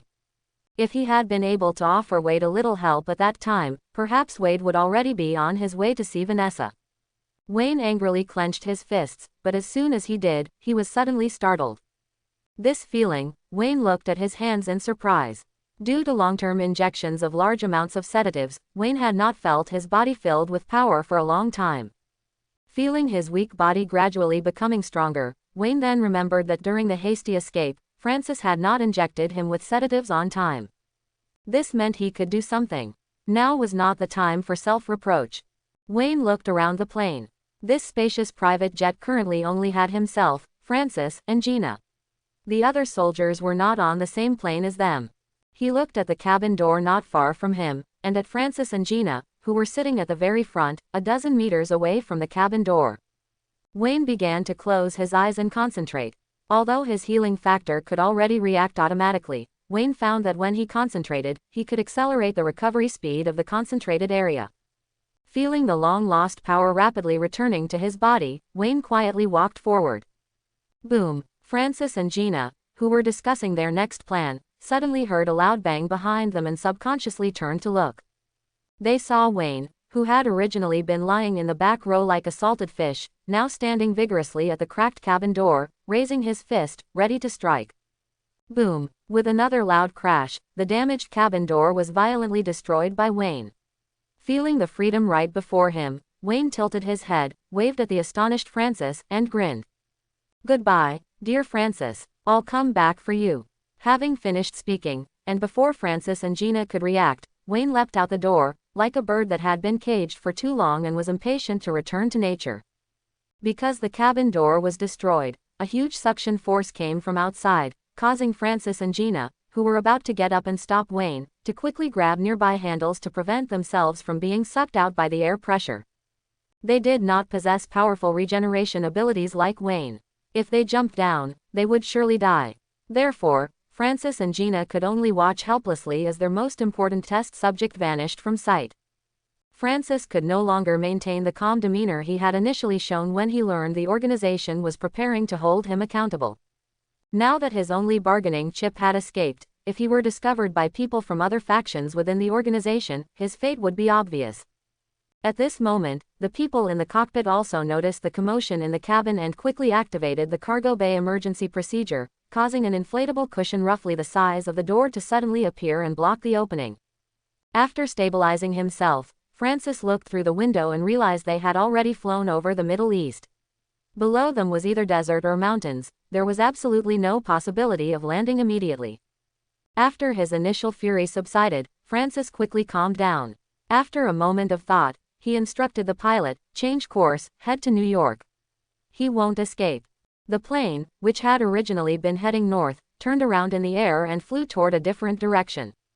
Meanwhile, Wayne was like a meteorite descending from the sky, streaking through the air. The escape plan was perfect, but Wayne had overlooked the process of jumping from 10,000 meters. The accelerating speed and immense air resistance caused the flesh on Wayne's face to be squeezed into a lump.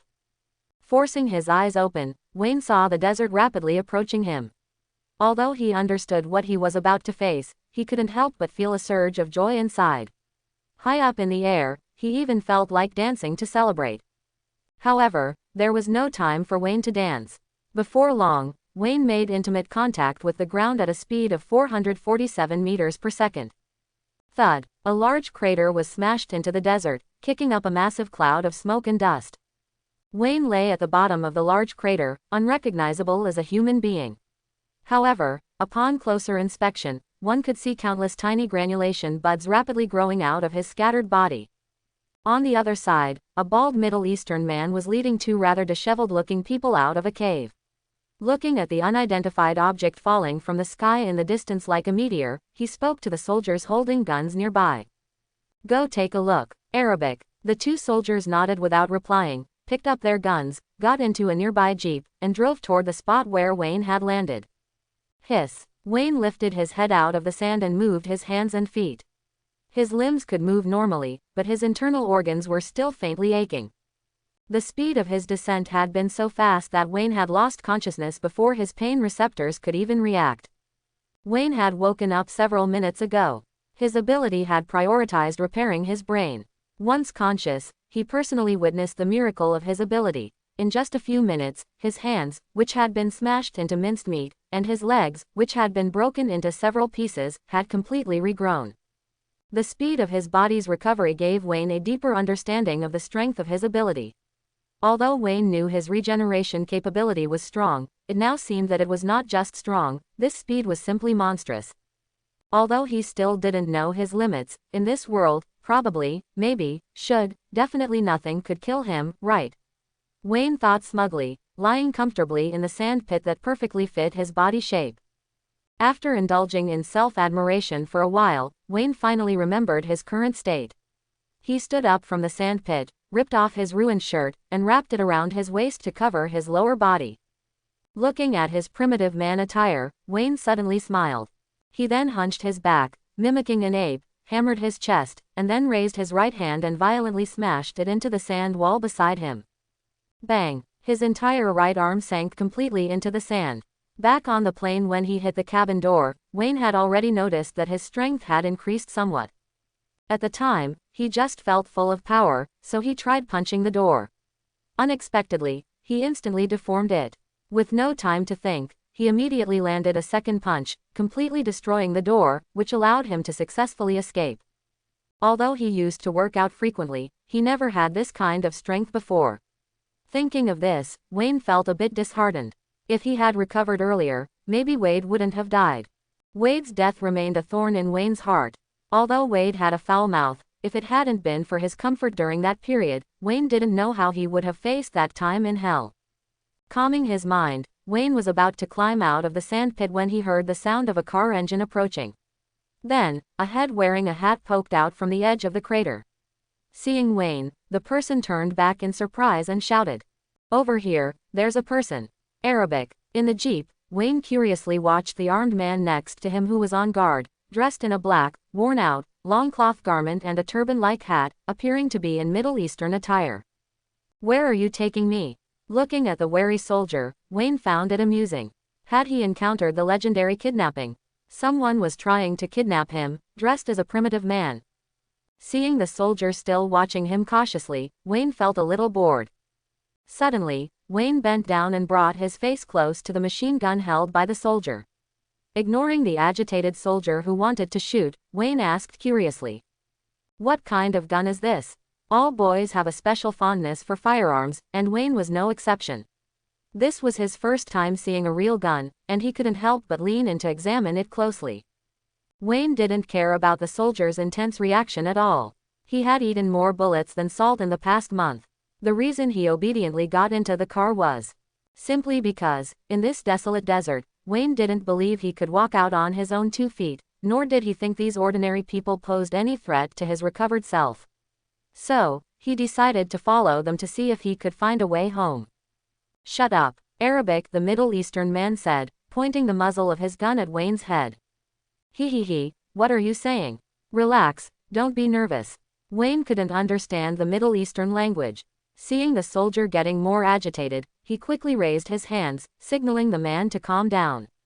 Since he hadn't seen anyone else yet, Wayne didn't want to conflict with them right now. He still needed to rely on them to get home. The car sped across the vast desert, and a few minutes later, Wayne and the others arrived near a mountain range. After getting out of the car, 2 Middle Eastern soldiers flanked Wayne and walked toward the mountains.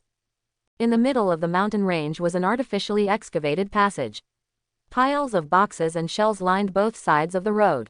Through the cracks in some loosely covered boxes, one could see neatly stacked bullets or guns inside. The words Stark Industries were clearly stamped on all the boxes and missiles. Every few steps, a fully armed soldier stood guard. Wayne observed carefully as he walked, wondering if this was an armory or a base. Every soldier who looked at him wore an unfriendly expression. Some were indifferent, others sneered, as if saying, "Look, they caught another unlucky soul." Flanked by the men, Wayne was shocked by the sheer amount of weaponry around him. It wasn't because he was impressed by the soldiers' strength, rather, it was unbelievable. To the awakened Wayne, these soldiers were trash, yet this trash could possess such massive firepower. After walking for a while, they arrived at a cave entrance. Pulling his gaze away from the surrounding weapons, Wayne noticed 3 people standing among a group of Middle Eastern soldiers ahead. There was a bald Middle Eastern man, an American middle-aged man in a black jacket with a beard, and a rather old, thin man wearing a suit and gold-rimmed glasses. The bald man held his head up arrogantly, communicating with the bearded American and the old man beside him while directing the nearby soldiers to move the weapons into the cave. He might as well have written, "I am the boss," on his face. Seeing Wayne and the others approach, the bald man stopped talking to the old man in the suit and walked over. "What's the situation over there? Where did this person come from?" Arabic. "We found a large hole in the ground when we passed by, and this person was found inside the hole." Arabic. The man on Wayne's left replied. Watching the 2 Middle Eastern men communicate in an incomprehensible gibberish, Wayne immediately felt bored, and his eyes started drifting left and right again. "Hey, beard, you look familiar." Suddenly, Wayne looked at the bearded American man, a hint of confusion appearing on his face. "Huh, you speak English, or you American?" The bearded man, who had been spacing out, looked at Wayne in surprise after hearing him speak. Just as he was about to ask more questions, the bald man beside him suddenly pointed at Wayne and told the soldier, "Kill him." Arabic. The soldier who had been restraining Wayne immediately raised his gun and aimed it at him. "Stop, keep him. He speaks English and can understand me. With him, I can finish the weapon faster." The bearded man excitedly ran between Wayne and the soldier, blocking the muzzle pointed at Wayne, and glanced at the old man with glasses. Seeing the bearded man's signal, the old man immediately translated the bearded man's words to the bald man. The bald man looked at the old man with some suspicion, waved his hand at the soldier, signaling him not to shoot, and turned back to the bearded man. "Fine, I'll trust you one more time. I'll give you 5 days. I want to see the finished product." Arabic. "Take them inside." Arabic. The bald man walked up to Wayne, gave him a hard shove, and then commanded the nearby soldiers. "Is this where you work? Were you captured? That's really unlucky." Inside the cave, Wayne casually surveyed the various old instruments and said to the 2 men beside him, "It is unlucky, but weren't you captured too?" The bearded man rolled his eyes, finding Wayne's flippant tone grating. "We were all captured. If I'm unlucky, aren't you unlucky too?" "I wasn't captured. I can leave anytime I want." "Hey, why do I think you look familiar?" Wayne moved closer to the bearded man and seriously examined his face. He felt like the face was familiar, as if he had seen it somewhere before. Oh, I know, you look a bit like Tony Stark. Suddenly, Wayne's eyes lit up, and he shouted excitedly. Back at the orphanage, Tony Stark was the envy of countless children, famous at a young age, worth tens of billions, possessing countless awards, and having slept with innumerable beautiful women. A normal person would be satisfied with just one of those things, yet Tony Stark had all of them concentrated on him. In Wayne's opinion, Tony was practically the fool, son of the goddess of luck. You wouldn't happen to be related to him, would you? Wayne enthusiastically hooked his arm around the bearded man's shoulder and whispered in his ear. Ha, you know Tony Stark too. I heard he's a genius. Do you admire him? The bearded man's expression finally changed. He stopped working, and the corners of his mouth couldn't help but curl upwards. Yes, yes, yes, he's my idol. Ha ha ha ha, kid, you have good taste.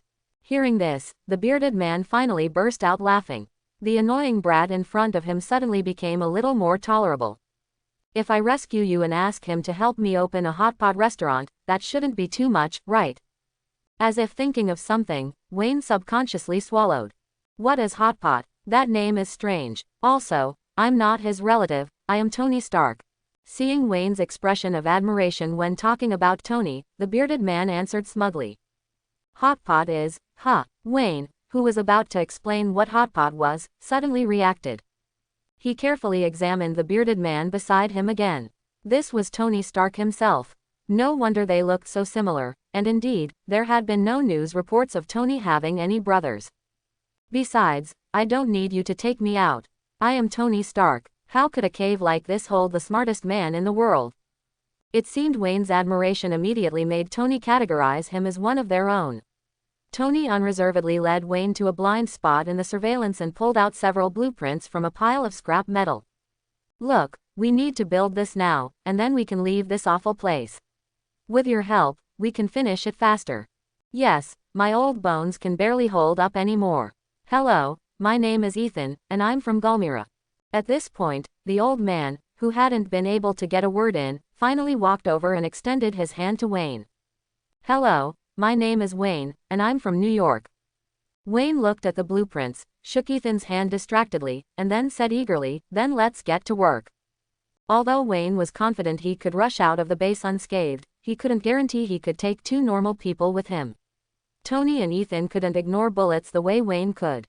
You should put some clothes on first. I don't like seeing a barely clothed man wandering around in front of me. Tony frowned, glanced at Wayne's makeshift covering, turned, and threw him a set of old clothes. Clang, clang, clang. Tony and Ethan stared, dumbfounded, at Wayne working the metal. Before starting, the three men had divided the labor.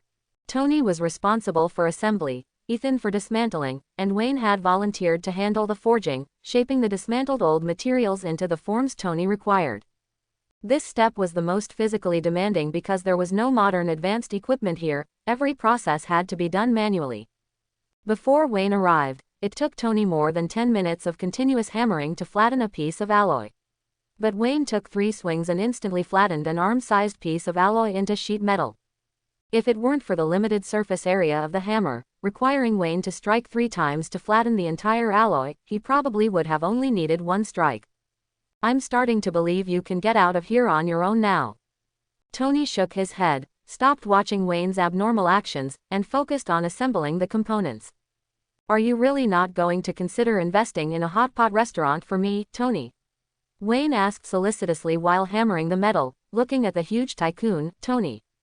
We'll talk about it when we get out. If it's really as delicious as you say, it's not impossible. Tony had a headache. Wayne had brought up the hot pot restaurant countless times in the past 2 days, which made Tony slightly curious about the food. Actually, I think you could also invest in a barbershop. There's a barbershop near our orphanage that has 5 Tonys, and their skill is top-notch. I'm going to find them to fix my hair when I get back. Wayne scratched his newly grown short hair. Shut up. Tony couldn't take it anymore. After 2 days together, he found Wayne excellent in every way except for his mouth. It was like a machine gun with infinite bullets, constantly chattering in his ear. Focus on your forging. If you mention your hot pot restaurant again, the deal is off. Ha, does that mean you've agreed to the hot pot restaurant? Wayne said, slightly surprised. He then raised his right hand, placed his index finger over his mouth, and shushed Tony, indicating that Tony should stop talking because he was getting to work. Quote. Tony was speechless. Chapter 11. Ethan, follow the steps I taught you and help me set up the final energy program. Tony sat in a massive steel armor, watching Ethan busy himself by the computer. Hurry up, it's time for us to go home. Almost done, I'll help you put on the last piece of armor. Ethan's voice was a little agitated, and his usually steady hands were trembling slightly. Since Wayne joined, their progress had significantly accelerated, but the Middle Easterners still noticed something was amiss, so they moved up the delivery date. Today was the last day, the day he had fantasized about countless times in his dreams over the past few years, the day he would go home. At this moment, Wayne was standing at the entrance, looking out through the window of the large door.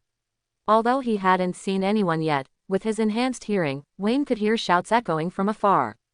Turning his head, he looked at the two still installing the armor. Wayne shook his head and sighed. How could two people of such an advanced age be so worrisome? I'm going out for a stroll, Wayne shouted to Tony and Ethan, then pushed open the door and walked out without waiting for their reply. There was only one passage in the cave. After taking just 2 steps, Wayne reached a corner and stopped, leaning against the wall. Superman's hearing allowed Wayne to better pinpoint the Middle Eastern soldiers' positions. Wayne could already hear 2 soldiers stealthily approaching him. The Middle Eastern soldier walking in front had just turned the corner and hadn't even had time to see the path ahead when a fist appeared in his vision, getting closer and closer. With a bang, the soldier was uncontrollably sent flying. His head made forceful contact with the wall behind him, then burst open with a thump, like a shattered watermelon. Blood and brain matter splattered everywhere, raising a thick cloud of dust. The soldier walking behind, hearing the commotion, was about to become vigilant when he was enveloped by the rising dust. However, the smoke and dust could not obscure Wayne's eyes. After throwing a punch, Wayne turned sideways and kicked the other soldier in the stomach. This soldier was wiping his dust-filled eyes with his hands. His last conscious thought was a sharp pain in his abdomen. I think I used too much strength. Looking at the bloodstains on the ground and the blood clinging to his hands, Wayne reached out in exasperation and wiped them on the soldier's clothes. He regretted not holding back some strength. Wayne looked at the few stubborn bloodstains remaining on his hands. Suddenly, Wayne, who was grappling with the bloodstains, saw a submachine gun lying on the ground. His eyes lit up. He picked up the submachine gun from the ground and examined it like a child who had received a new toy. Wow, this is really cool. Feeling the heavy weight in his hands, Wayne's expression changed. He put on a fierce look and charged forward, shouting as he ran. Wayne, the submachine gun man is here, you trash. However, the next second, the submachine gun man stopped his charge. Beyond the corner was a straight passage dozens of meters long, and at the other end, a dozen soldiers holding guns stared blankly as Wayne foolishly charged out.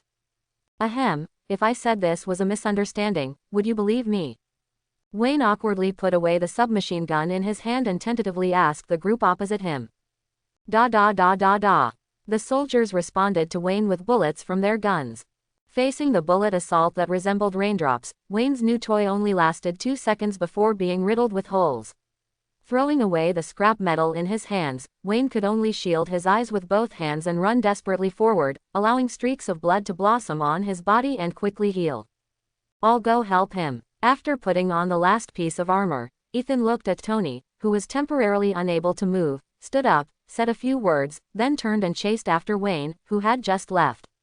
You two, come back. Stick to the plan. Trapped in the armor, Tony's eyes were red. He shouted at the departing Ethan, understanding that the two leaving consecutively was to buy him time. Clenching his fists, Tony looked at the progress bar on the computer screen. Faster, a little faster. Ethan, who followed out a step later, did not see Wayne but only the bloody scene Wayne had just created, which made the already nervous Ethan's face even paler. However, the intense gunfire ahead made him overcome his psychological fear. Ethan picked up a blood-soaked gun from the ground and charged forward resolutely. Hold on, Wayne. Ethan finally caught up from behind. Seeing Wayne advancing while enduring bullets, Ethan, after a brief moment of surprise, immediately reacted, raised his gun, and began sweeping it at the enemy.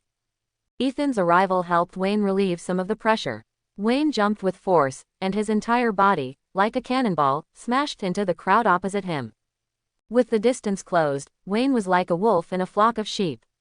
With his superhuman strength in such close quarters combat, ordinary soldiers simply couldn't stop Wayne.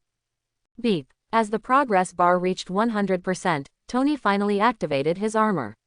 With somewhat clumsy steps, he slowly arrived at the front lines of the battlefield. Careful, Wayne. As soon as Tony arrived on the battlefield, he saw the bald man not far away aiming a missile launcher at Wayne, who was fighting in the crowd. After warning Wayne, Tony quickly controlled his armor to extend his left hand towards the bald man and pressed a button on his left hand with his right. Whoosh! A missile launched prematurely from Tony's armor, striking a rock next to the bald man. Boom! Although it didn't directly hit the target, the collapsing rocks still buried the bald man completely. Wayne heard Tony's warning, turned around, and punched down the last standing soldier. Just as he was about to say something, he saw Ethan lying on the ground. What's wrong, Ethan? Wayne had no time to deal with the blood all over him and rushed with Tony directly towards the fallen Ethan. I might not be able to go home with you guys, my friends. Ethan coughed up a mouthful of blood, clutching the gruesome wound on his chest, and said to Wayne and Tony. Get up quickly, let's go. According to our plan, come with me to see your family.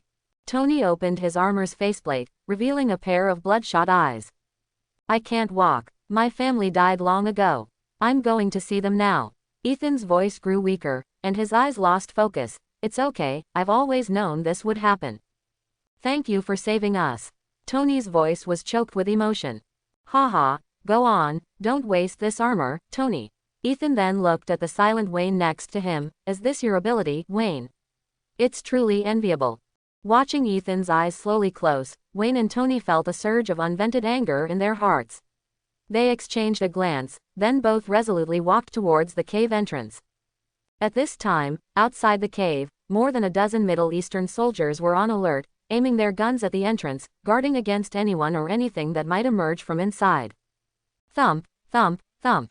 As the heavy footsteps grew closer, the soldiers outside the cave saw a figure draped in a few strips of cloth, carrying an armor several times larger than himself, rush out with both hands. Da da da da da da. For a moment, all the soldiers fired at the two figures appearing at the cave entrance. Wayne used Tony as a shield, immediately hiding behind the armor the moment they exited.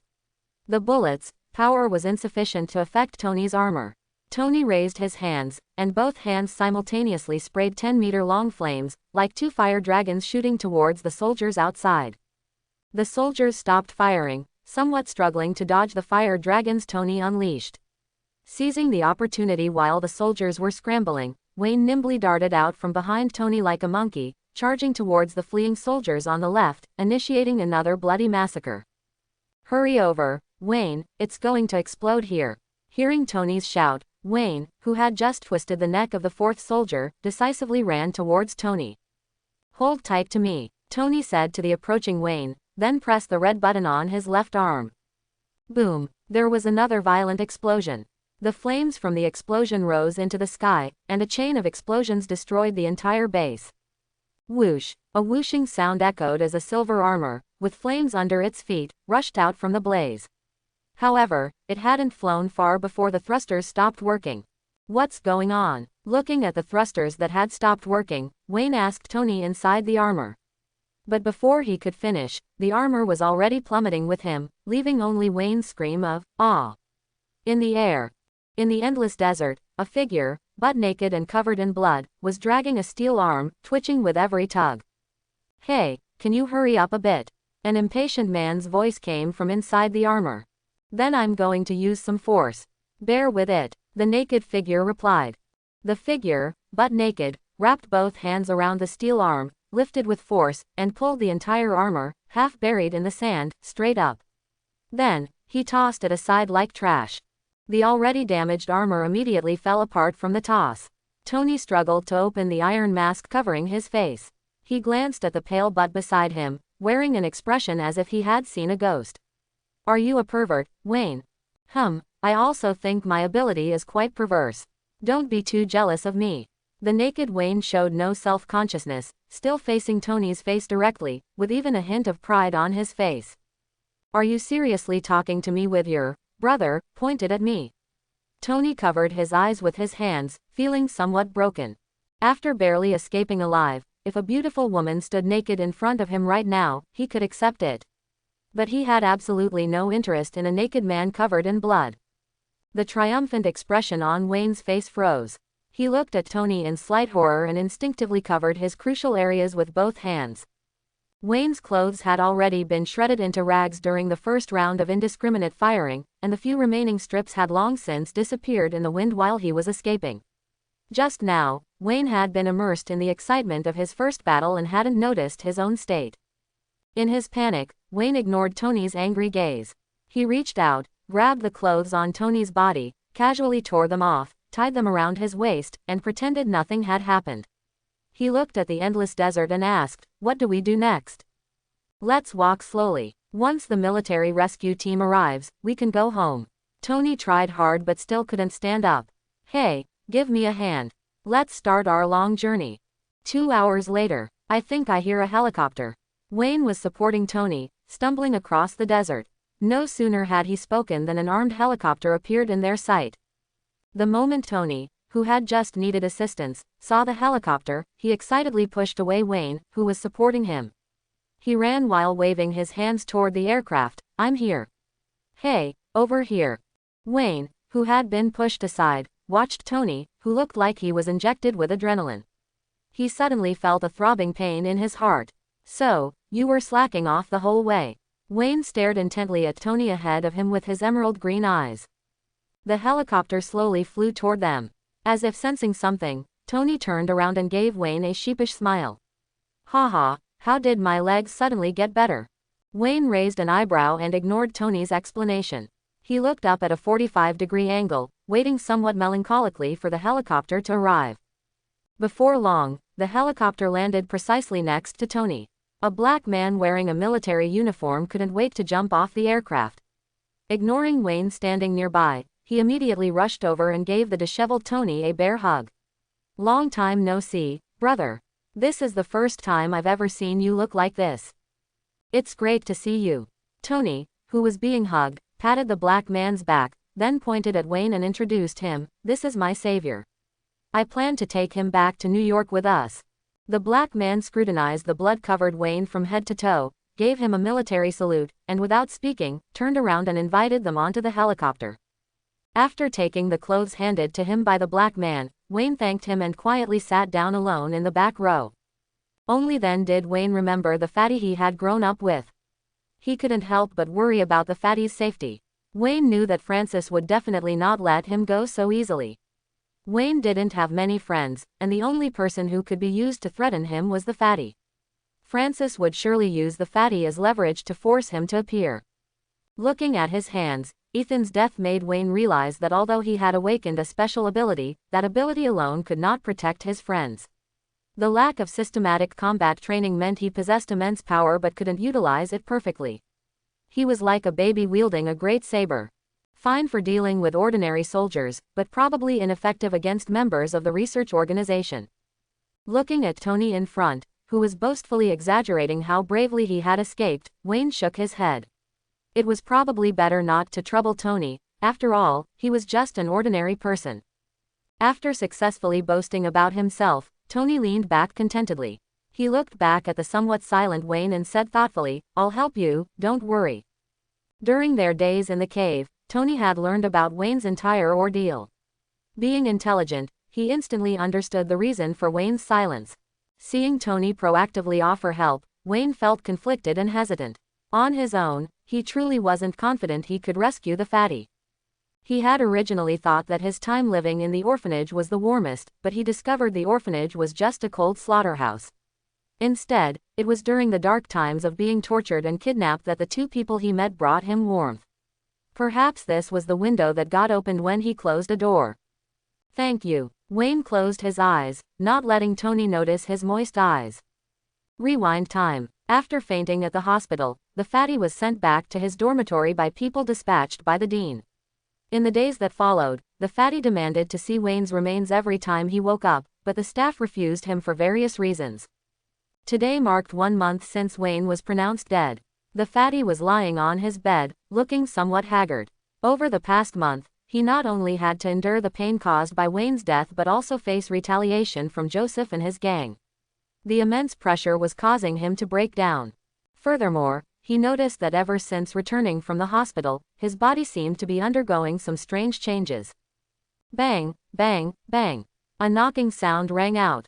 The fatty got off his bed and opened the dormitory door with some confusion. "My condolences, Stephen," Abbas said to the fatty who opened the door. "Why are you here?" The fatty looked at Abbas at the door with surprise. Aside from when they collected work, nobody wanted to see the perpetually stern-faced Abbas. They usually didn't interact much with Abbas, so for Abbas to proactively seek him out was like the sun rising in the west. "I'm very sorry about Wayne. He was a good kid." Abbas's tone was unusual. He muttered to himself, "I once had a son, about your age. In his first year of high school, he encountered robbers while doing volunteer work. But he was unlucky, none of the onlookers helped him. They all watched him get beaten to death by the robbers. If there had been a child like Wayne present then, perhaps he would still be alive." Wiping away tears from the corner of his eye, Abbas leaned closer to the fatty and whispered in his ear, "Leave. Go as far away as possible. It's not safe here, and Wayne isn't dead." Having finished speaking, Abbas ignored the fatty and his somewhat lonely figure slowly walked away into the distance. Forcing down the surprise in his heart, Fatty closed the door and walked out of the courtyard as if nothing had happened, silently pondering the information Abbas had revealed to him. In fact, the staff's strenuous efforts over the past month to prevent Fatty from seeing Wayne's corpse had already made him suspicious. He carefully considered the strange aspects of the orphanage. First, deaths occurred at the orphanage every year, but no one had ever seen the bodies of the deceased. Second, during his years at the orphanage, Fatty had never seen a single child who had reached the age limit and been forced to leave return to visit their friends. Even if these people held no affection for the orphanage, some of them still had friends there, and it was certainly odd that they hadn't returned to visit even once over so many years. Regardless, the piece of information Abbas revealed that Fatty cared about most was that Wayne had not died. Therefore, his primary task now was to find Wayne's whereabouts. Fatty walked faster and faster, reaching the entrance of the orphanage shortly. Just as he was about to leave, a security guard walked over and immediately blocked him. "Where are you going? Things are chaotic outside recently. A child just died not long ago. Since the dean returned last time, it's been forbidden to leave." Fatty, whose thoughts had been interrupted, felt flustered and stammered, preparing to find an excuse to convince the security guard. "Robert, I'm the one who asked him to go out and buy some replacement repair tools." Abbas rushed over from behind, sweating profusely. After speaking to the security guard, he walked toward Fatty and pulled out a wallet. "Hey, how can you buy anything without your wallet? Hurry up and go." "All right then." The security guard looked at Fatty suspiciously, but at Abbas's signal, he withdrew the hand blocking Fatty. Clutching the wallet in his hand, Fatty didn't dare look back and quickened his pace. At that moment, the orphanage behind him felt like a man-eating beast. After hastily walking past one block, Fatty finally took a breath and opened the wallet Abbas had given him. Inside, neatly stacked, were $1,000 and some change. Silently thanking Abbas in his heart, Fatty scratched his head. Looking at the bustling street, he felt helpless, wondering how he should go about finding Wayne's whereabouts next. Unconsciously, Fatty, lost in thought, walked to the entrance of the authentic hot pot restaurant. Looking at the hot pot sign in front of him, Fatty instinctively pushed the door open and walked inside. "Hey, Stephen, how is Wayne?" Wong, who was calculating accounts on the computer at the cash register, looked up at Fatty as he entered and asked. After Wayne was shot, it was Wong who ran out of the store to call the police, but he hadn't seen Fatty or Wayne since. Facing Wang's inquiry, Fatty replied somewhat dejectedly. "He should be fine, it's just." Stopping halfway, Fatty paused. He wasn't sure if he should tell Wong the truth. Noticing Fatty's hesitation, Wong waved his hand. "It's fine, don't worry if it's inconvenient. Do you want something to eat?" Glancing at the computer next to Wong, Fatty's movements slowed. "No, thank you. Can I use the computer for a bit, Wong?" "All right, I'll go get busy first. Just call me if you need anything." Wong stood up, patted Fatty's shoulder, and walked into the store. Watching Wang's retreating figure, Fatty walked behind the cash register and immediately sat down in front of the computer. The moment he first saw the computer, Fatty inexplicably felt a special affinity for it. It was as if he and the computer had become peers. He could clearly sense the computer's emotions and communicate with it. This was a strange feeling, difficult to describe. Although it sounded incredible, a voice in his subconscious seemed to tell Fatty that his feeling was correct. Open the website for Epsom Hospital. Following the feeling in his heart, Fatty hesitated for a moment and whispered to the computer in front of him. The next second, Fatty, whose hands were away from the mouse and keyboard, suddenly saw the computer's browser open automatically, displaying the logo of Epsom Hospital. He pinched the fat on his stomach hard. The pain confirmed to Fatty that this was not a dream. Search for Wayne's medical records. Realizing that his feelings had become reality, Fatty excitedly continued speaking to the computer, while simultaneously visualizing Wayne's appearance in his mind. As soon as he finished speaking, information about Wayne was displayed on the screen. Name, Wayne. Gender, male. Age, 15. Reason for admission, gunshot. Cause of death, severe blood loss. As Fatty's gaze moved downward, the web page on the computer automatically scrolled to follow his eyes. Ah, there's no useful information at all. After browsing the entire web page, Fatty suddenly sighed in disappointment. The website only recorded that Wayne had been delivered to the hospital. All subsequent information was blank. Am I unable to find Wayne? Fatty felt despair, cupping his face with both hands. Ding! Suddenly, the computer speaker made a sound. Fatty subconsciously lifted his head and looked toward the computer, only to see that the website was no longer Epsom Hospital. Instead, it had become an unfamiliar website with a completely black background. In the bottom right corner of the site was a small but extremely eye-catching logo that looked like a skull with octopus tentacles. Below, it recorded, Wayne, Alpha-Level Mutant, tentative ability is self-recovery, used in a joint weapon program research project by the organization and the military. Escaped 3 days ago, current whereabouts unknown. Seeing the word, escaped, Fatty's eyes lit up. Since Wayne had escaped, it proved he was indeed not dead, and had successfully fled from that laboratory. Wong, I'm leaving now. I'll come back next time. Closing the website, Fatty smiled and waved at Wong in the distance. Compared to before, Fatty's mood was noticeably uplifted. All right, just let me know if you need any help. Seeing Fatty looking cheerful again, Wong also breathed a sigh of relief. He really didn't want anything bad to happen to the child he had watched grow up. After leaving the hot pot restaurant, Fatty calmed down and carefully sensed his connection with the outside world. The next moment, the original street noise seemed isolated in another world. Fatty could clearly feel his connection to the traffic lights right in front of him, the distant electronic billboards, and the cell phones carried by passers-by. That feeling was indescribable. Fatty felt he had absolute control over these electronic devices. Maintaining this state, Fatty focused his attention on a girl under a street lamp who was on the phone, silently thinking, hang up. The moment the thought arose, he saw the girl take the phone away from her ear, look at it suspiciously, and then redial the number. Over the next half hour, Fatty tried hanging up on other people's calls 15 times, and changed the songs playing in 4 roadside stores that had music he disliked to Twinkle Twinkle Little Star. He also stood in front of a traffic light, and the instant the light turned green and all the cars started simultaneously, he changed the signal back to red. Looking at the bewildered drivers and the continuous honking, a faint smile appeared on Fatty's lips. At this moment, he was the king of this city. After experiencing his ability to his heart's content, Fatty walked into an Apple store on the corner of the street. After a detailed introduction from the staff, Fatty still chose the latest model of Apple phone. After all, modern phones basically possess most of the functions of a computer, and they are more portable.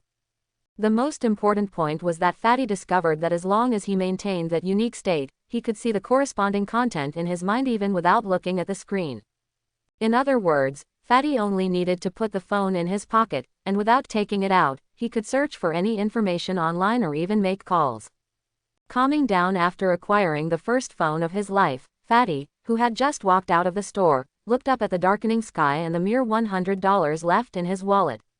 He focused his attention on the new phone in his pocket and silently thought. Find the nearest, older hotel. Following the map markers that appeared in his mind, Fatty slowly walked toward his destination. In less than 10 minutes, Fatty arrived at a hotel named Old Friend. After paying $30, Fatty received the room key. Creak, creak, went the slightly warped wooden floor as Fatty entered his second-floor room. He chose this type of hotel partly because it was cheap, and partly because it did not require him to show identification. After the people at the orphanage discovered Fatty was missing, they would certainly use various means to search for him. This kind of remote hotel that didn't require ID registration was the best place to hide temporarily. Only by protecting himself first could he better search for the missing Wayne. Touching his slightly altered belly, Fatty used his new phone to order a pizza delivery, and then began trying to search online for other information about Wayne. Where should he start? Fatty sat cross-legged on the bed, frowning slightly in distress. He had used his brain more today than he usually did in a whole week. He had no experience searching for people, let alone using the internet for such a task. Scratching his throbbing head, Fatty's eyes suddenly lit up. Haha, I really am a genius. I can look at the street surveillance footage.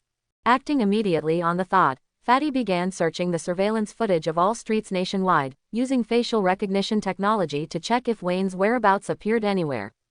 Half an hour later, Fatty collapsed weakly onto the bed. During this time, not only did Fatty fail to find any trace of Wayne, but through the real-time surveillance, he saw many crime scenes that were either currently happening or about to happen, and he helped call the police. This isn't going to work. Fatty, who had spent half an hour as a volunteer police officer, took a bite of his delivered pizza and started thinking again. Next, Fatty used various methods, even hacking into some private computers. He saw some inappropriate videos, and in his excitement, Fatty accidentally formatted that person's D drive. He wondered what the unlucky person felt when they saw their collection of 50 gigabytes of artistic films disappear. The next day, New York. As the plane slowly landed, Wayne and Tony finally returned to New York after a long absence. As soon as the plane door opened, Wayne saw a blonde woman standing outside, along with a plump man dressed in a suit.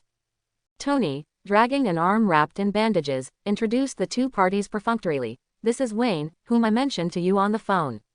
This Pepper here is called Pepper, and this one is called Happy. Afterward, everyone got into the car. As soon as the door closed, Tony stopped Pepper, who was about to speak, saying, "Don't even think about sending me to the hospital. I only want to do two things right now. First, eat a cheeseburger. Second, arrange a press conference for me. I want a cheeseburger too." Wayne, who was fiddling around in the front seat, quickly turned his head when he heard hamburger, and familiarly spoke to Pepper. Touching his own stomach, Wayne felt that he had neglected it for a while. Soon after, Wayne and the others arrived at the press conference venue.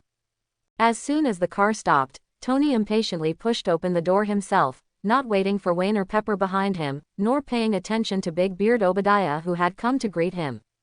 Pushing past the reporters blocking his way, Tony did not stand at the podium but instead sat down leaning against it.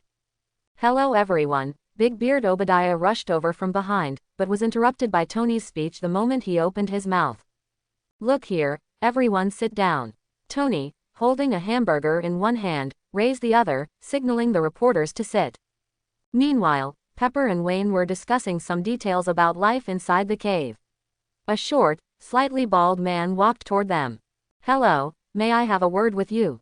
After politely greeting them, the man spoke while taking out two business cards, handing them separately to Wayne and Pepper, saying, "I'm not a reporter. My name is Coulson, an agent belonging to the Strategic Homeland Intervention, Enforcement and Logistics Division. Many departments have already contacted me during this time," Pepper said, glancing at the card. "I know. Unlike them, we are more professional. We hope to learn more about the escape details." He finished speaking and then looked at Wayne. "We are also very interested in you, Mr. Wayne. I hope we have a chance to chat. Can we talk later, if there's a chance?" At that moment, Pepper only wanted to quietly watch her boss. "And you, Mr. Wayne?" Coulson, who had been rejected, smiled slightly at Pepper and asked Wayne. "Ah, chat about what?" Wayne had no interest in staring affectionately at a man. After greeting Pepper, he followed Coulson to one side. "We hear you're a mutant." Coulson maintained his friendly smile, and his tone of voice was like casual conversation between friends. As a professional agent, Coulson knew how to make the other party lower their guard and better cooperate with his work, especially since they held no ill will toward Wayne. Yes, I just awakened recently. What else do you know? Wayne did not reject his mutant identity, nor did he care if others knew he was a mutant. Ever since mutants appeared in the public eye, they had been viewed with suspicion, hatred, and fear by the masses. But Wayne knew that their rejection stemmed from fear of this kind of power. Some mutants feared their own abilities because they couldn't control their power. Ordinary people, on the other hand, instinctively feared this power because they couldn't fight it and worried about being harmed. However, Wayne, who grew up in the orphanage, didn't care about the opinions of these strangers. If he hadn't happened to awaken his superpower, he would have already died under the thief's gun, so he felt mostly gratitude towards his ability. Ah, you're really straightforward. Seeing Wayne admit it directly, Coulson was slightly stunned. Because of his job, he had interacted with many mutants. The vast majority of mutants would subconsciously conceal their identities. Establishing a good cooperative relationship with them required first gaining their recognition, which was a very complicated and patient task. Therefore, Coulson was a little surprised by Wayne's candidness. Let me first introduce you to my organization. Coulson instantly entered work mode. Unlike the FBI and IA, our organization is not affiliated with the United States. We report directly to the World Security Council and specialize in handling supernatural events.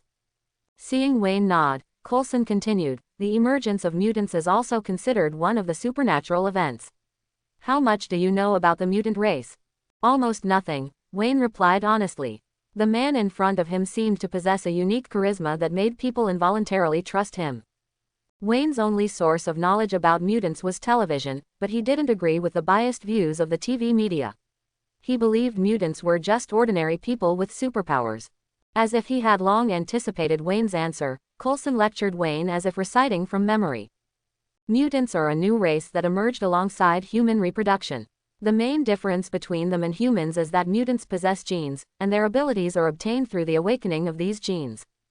After long-term research, we have classified mutants into the following levels, from strongest to weakest, alpha level, beta level, and gamma level.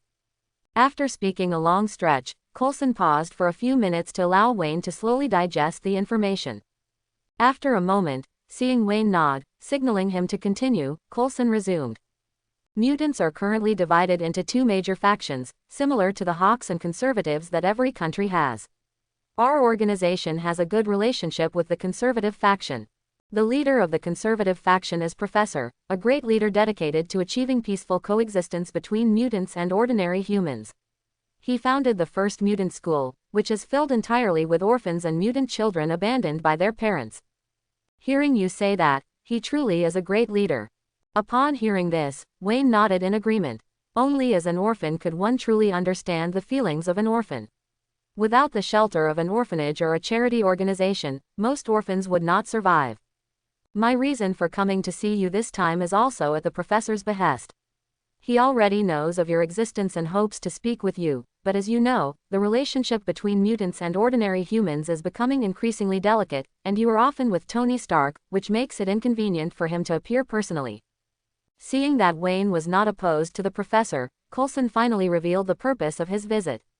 I still have things I haven't finished. If I have time later, I will go over. Wayne greatly admired people like the professor. Every race has its own hero, and for the mutants, the professor was their hero.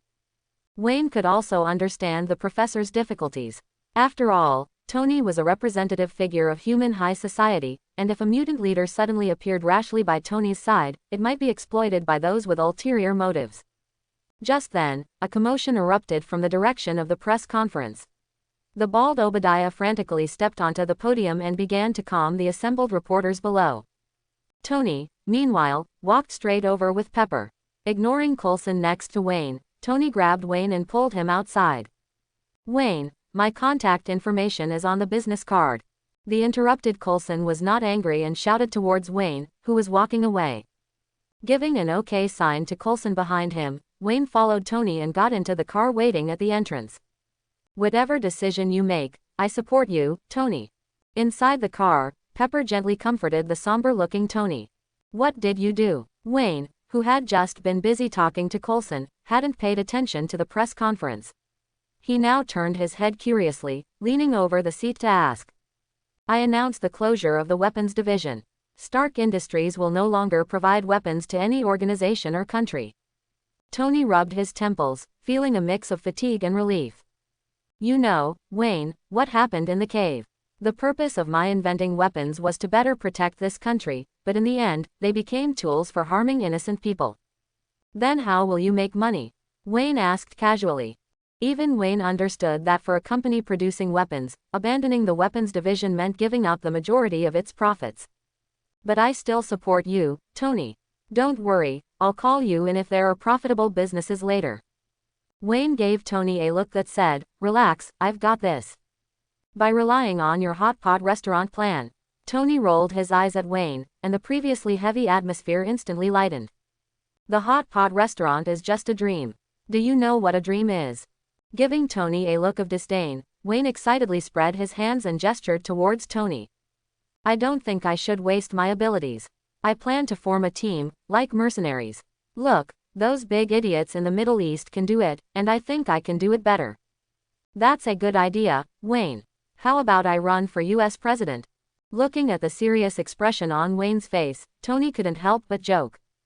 Although Fatty had never been exposed to computer technology since childhood, this did not prevent the current Fatty from becoming a legendary figure in the hacker world. In the past few days, in order to track down Wayne, Fatty had used his ability to hack into the websites of the FBI, IA, the Pentagon, the White House, and various organizations he didn't even know the names of. Due to his ability, these compromised organizations couldn't find a way to organize countermeasures even after discovering they had been breached.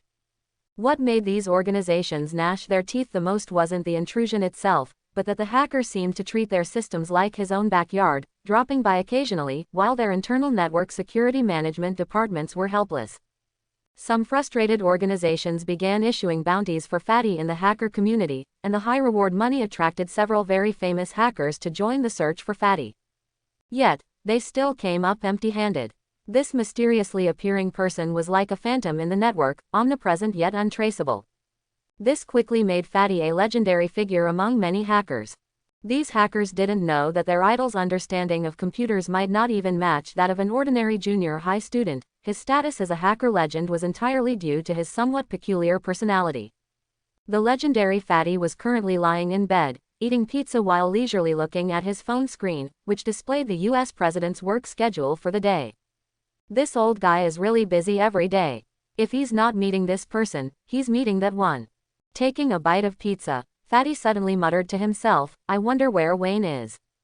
As soon as he finished speaking, the phone screen instantly changed. In an article titled, Tony Stark Returns, Announces Closure of Weapons Division, an attached photo happened to capture Tony pulling Wayne as they walked out. Fatty widened his eyes. The photo on the phone automatically zoomed in, clearly showing Wayne's face. Ha ha ha, finally found him. Fatty shot up from the bed with a speed completely inconsistent with his weight, laughing excitedly, he's actually with Tony Stark. Can you find out where they went? Fatty silently asked the phone. Navigation activated. Watching the navigation system automatically open on his phone, Fatty immediately tossed aside the unfinished pizza and rushed out onto the street. Beep. Identity verification failed. Entry prohibited. Wow, Tony, you have so many fun things in your house. Wayne took his hand off the transparent glass door, looking like an idiot at the various advanced devices that seemed to only exist in science fiction movies. This is called high technology, you muscle-brained idiot. While skillfully pressing a few numbers on the transparent glass, Tony led Wayne down to the next floor. Let me show you the most advanced technology on this planet. After going downstairs, he ignored Wayne, who was touching and looking everywhere as if he had discovered a new continent. Tony walked over to his test bench and began building a new reactor. Tony, who pursued perfection, could no longer tolerate the crude substitute on his chest after returning home. Looking at the empty workbench in front of him, Wayne curiously reached out and gently waved his hand. Ding! Following a soft chime, a desktop, appearing like a 3D projection, instantly materialized on the previously empty workbench. Seeing a phone-like icon constantly vibrating on the desktop, Wayne reached out and tapped the telephone-shaped image. Hello, a voice came from the desktop. Hearing the somewhat familiar voice, Wayne paused and tentatively asked, "Steven. Ha, is that really you? Wayne, how did you end up with Tony Stark? I've been looking for you for ages." Sure enough, the voice on the other end of the phone belonged to Fatty Steven. "Hey, I'm on my way to your location right now. Could you come and pick me up?" Fatty's voice suddenly sounded a bit embarrassed. "I don't have enough money for a taxi to get to you, I'll give you the address." Quote. Wayne. "Hey, Tony." Wayne hesitantly walked over to Tony, who was covered in sweat. Just as he was wondering how to start speaking, he suddenly noticed the change on Tony's chest. "Did Battery Man release its second installment already?"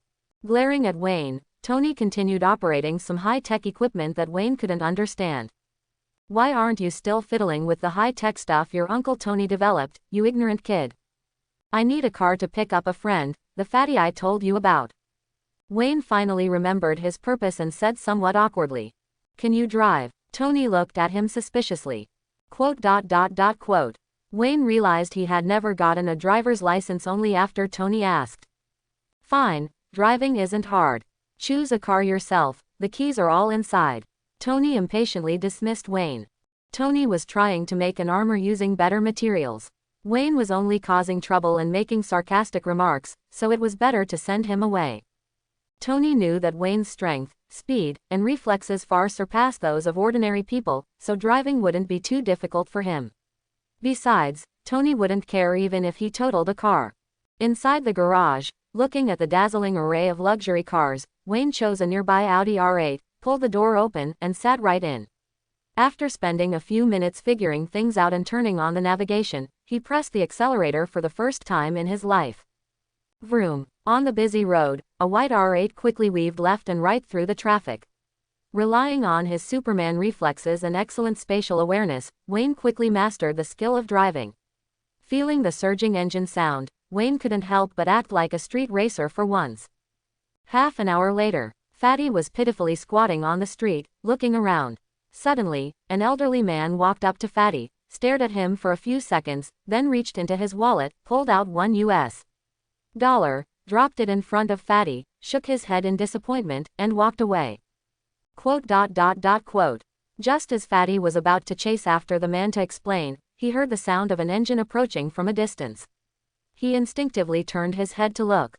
A white R8 stopped beside him. The door opened, and Wayne, dressed in a high-end suit, appeared before Fatty. Fatty looked at Wayne, who was driving a sports car and wearing designer clothes, then looked at the single $1 in his hand. Fatty felt like crying but had no tears left. He never expected that over the past few days, in his search for Wayne, he had first escaped the orphanage and then holed himself up in a hotel, afraid to go out. Meanwhile, the person he was worried about was enjoying the life of the rich. "You Wayne, you made me worry for nothing." Fatty quickly walked towards Wayne and gave him a big hug. "You don't know how miserable I've been these past few days. You have to help me take a picture with Tony Stark to make up for my loss." "Haha, no problem." Hugging Fatty back, Wayne was also extremely happy at this moment. On the way back, Wayne had been worried about Fatty's safety, but he didn't expect Fatty to have run away by himself. He wanted to ask for specifics, but seeing the surroundings were not suitable for talking, Wayne invited Fatty into the car. "This car is amazing. By the way, how do you know Tony?" As soon as he got in, Fatty touched this and touched that. For orphans like them, driving a sports car was something they never dared to dream of before. "It's complicated. We'll talk about it when we get back. Look at how uncultured you are." Wayne stepped on the accelerator and looked at Fatty with slight contempt, completely forgetting how he had acted himself an hour earlier. Before long, Wayne and Fatty arrived at the entrance of the seaside villa. Looking at the transparent gate in front of him, Wayne was just about to show off by typing in the password on the glass. Suddenly, he heard Fatty next to him say to the air, "Open the door." Clang. The villa's gate opened immediately, and Fatty looked smugly at the dumbfounded Wayne and said, "Hey, I'm not the old me anymore. Now, I am the king of the city."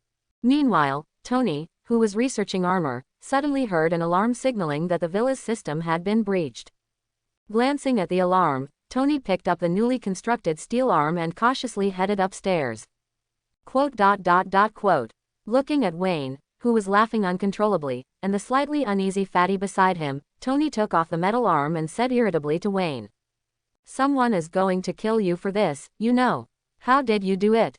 Haha, don't worry, Tony. Did you forget that I'm immortal?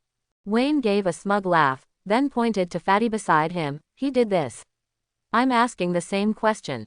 It seems I'm not the only one who changed. Looking at the familiar fatty, Wayne couldn't help but sigh inwardly.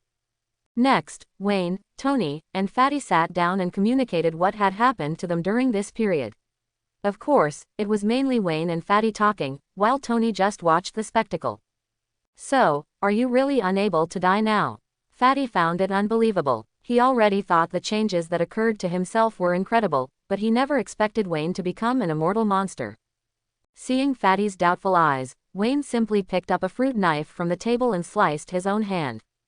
It didn't even form a complete line of blood. The skin had already healed the moment the blade left. Along the 10-centimeter distance Wayne sliced across his palm, there wasn't even a trace of blood on the skin. Even Tony, who knew Wayne possessed abilities, was somewhat surprised at this moment. After all, last time he only saw Wayne get shot but remain unharmed. This time, however, watching the wound recover up close was far more visually impactful. So you can really control all electronic devices, just by conveying your thoughts, without needing to operate them? Tony asked the fatty. As for a tech fanatic, the fatty's ability was more attractive to Tony. Yes, that's right, I can demonstrate it for you. Seeing his idol ask him a question, the fatty was a bit nervous, not knowing where to put his hands. Don't be nervous, come downstairs with me. I'll conduct a test of your abilities. Tony led the way downstairs.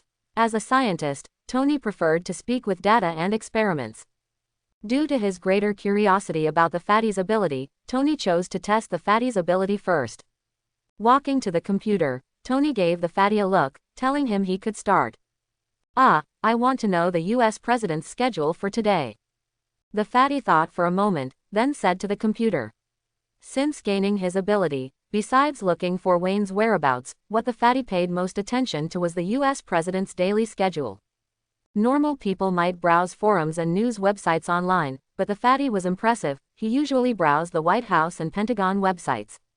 After all, the fatty felt that information obtained from government departments should be more accurate than from news media, so the fatty had already been using major US government departments as news media.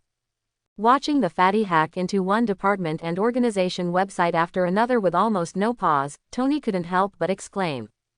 Cool. Although Tony was confident he wouldn't need much effort to hack into these websites either, compared to the fatty who only needed a sentence or even a thought, Tony still had some gap. Next, I'll show you that strange website where I found Wayne's information.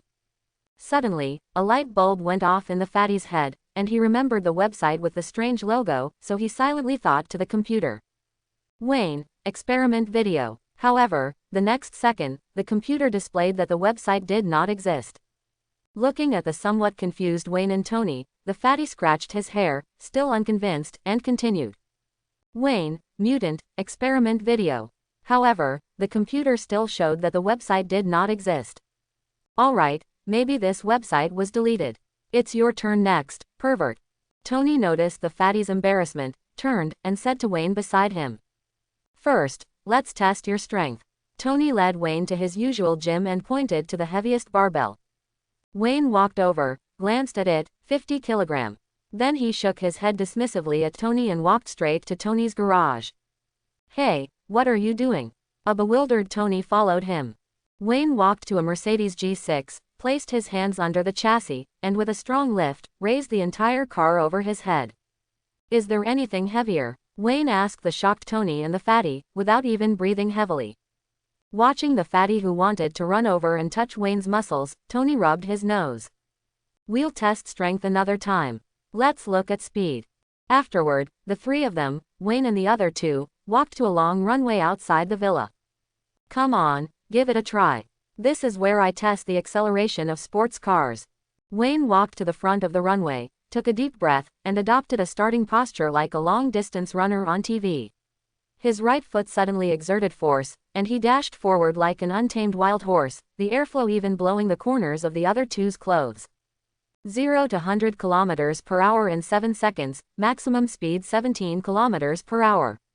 Tony looked at the data displayed on the screen and pouted, "So, you really don't need to borrow my car."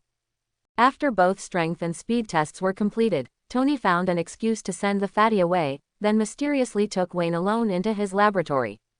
Looking at the bewildered Wayne, Tony chuckled with ill intent. "Next, we'll use a special method to test your recovery ability." Saying that, he turned and picked up a pile of armor that had already been prepared, and without explanation, began to put it on Wayne. "To make better use of resources, I've decided to have you help me test the armor's data, and at the same time, check your recovery ability." As soon as he realized Wayne's ability, Tony began to scheme. One must know that armor settings require countless experiments, and any experiment carries certain risks. As an excellent scientist and businessman, Tony felt his ability to transfer risk was outstanding. "How does testing armor test my ability?" After the armor was fully donned, Wayne was still somewhat confused. "Jarvis, activate flight system." Ignoring Wayne, who was full of questions, Tony spoke directly to the armor.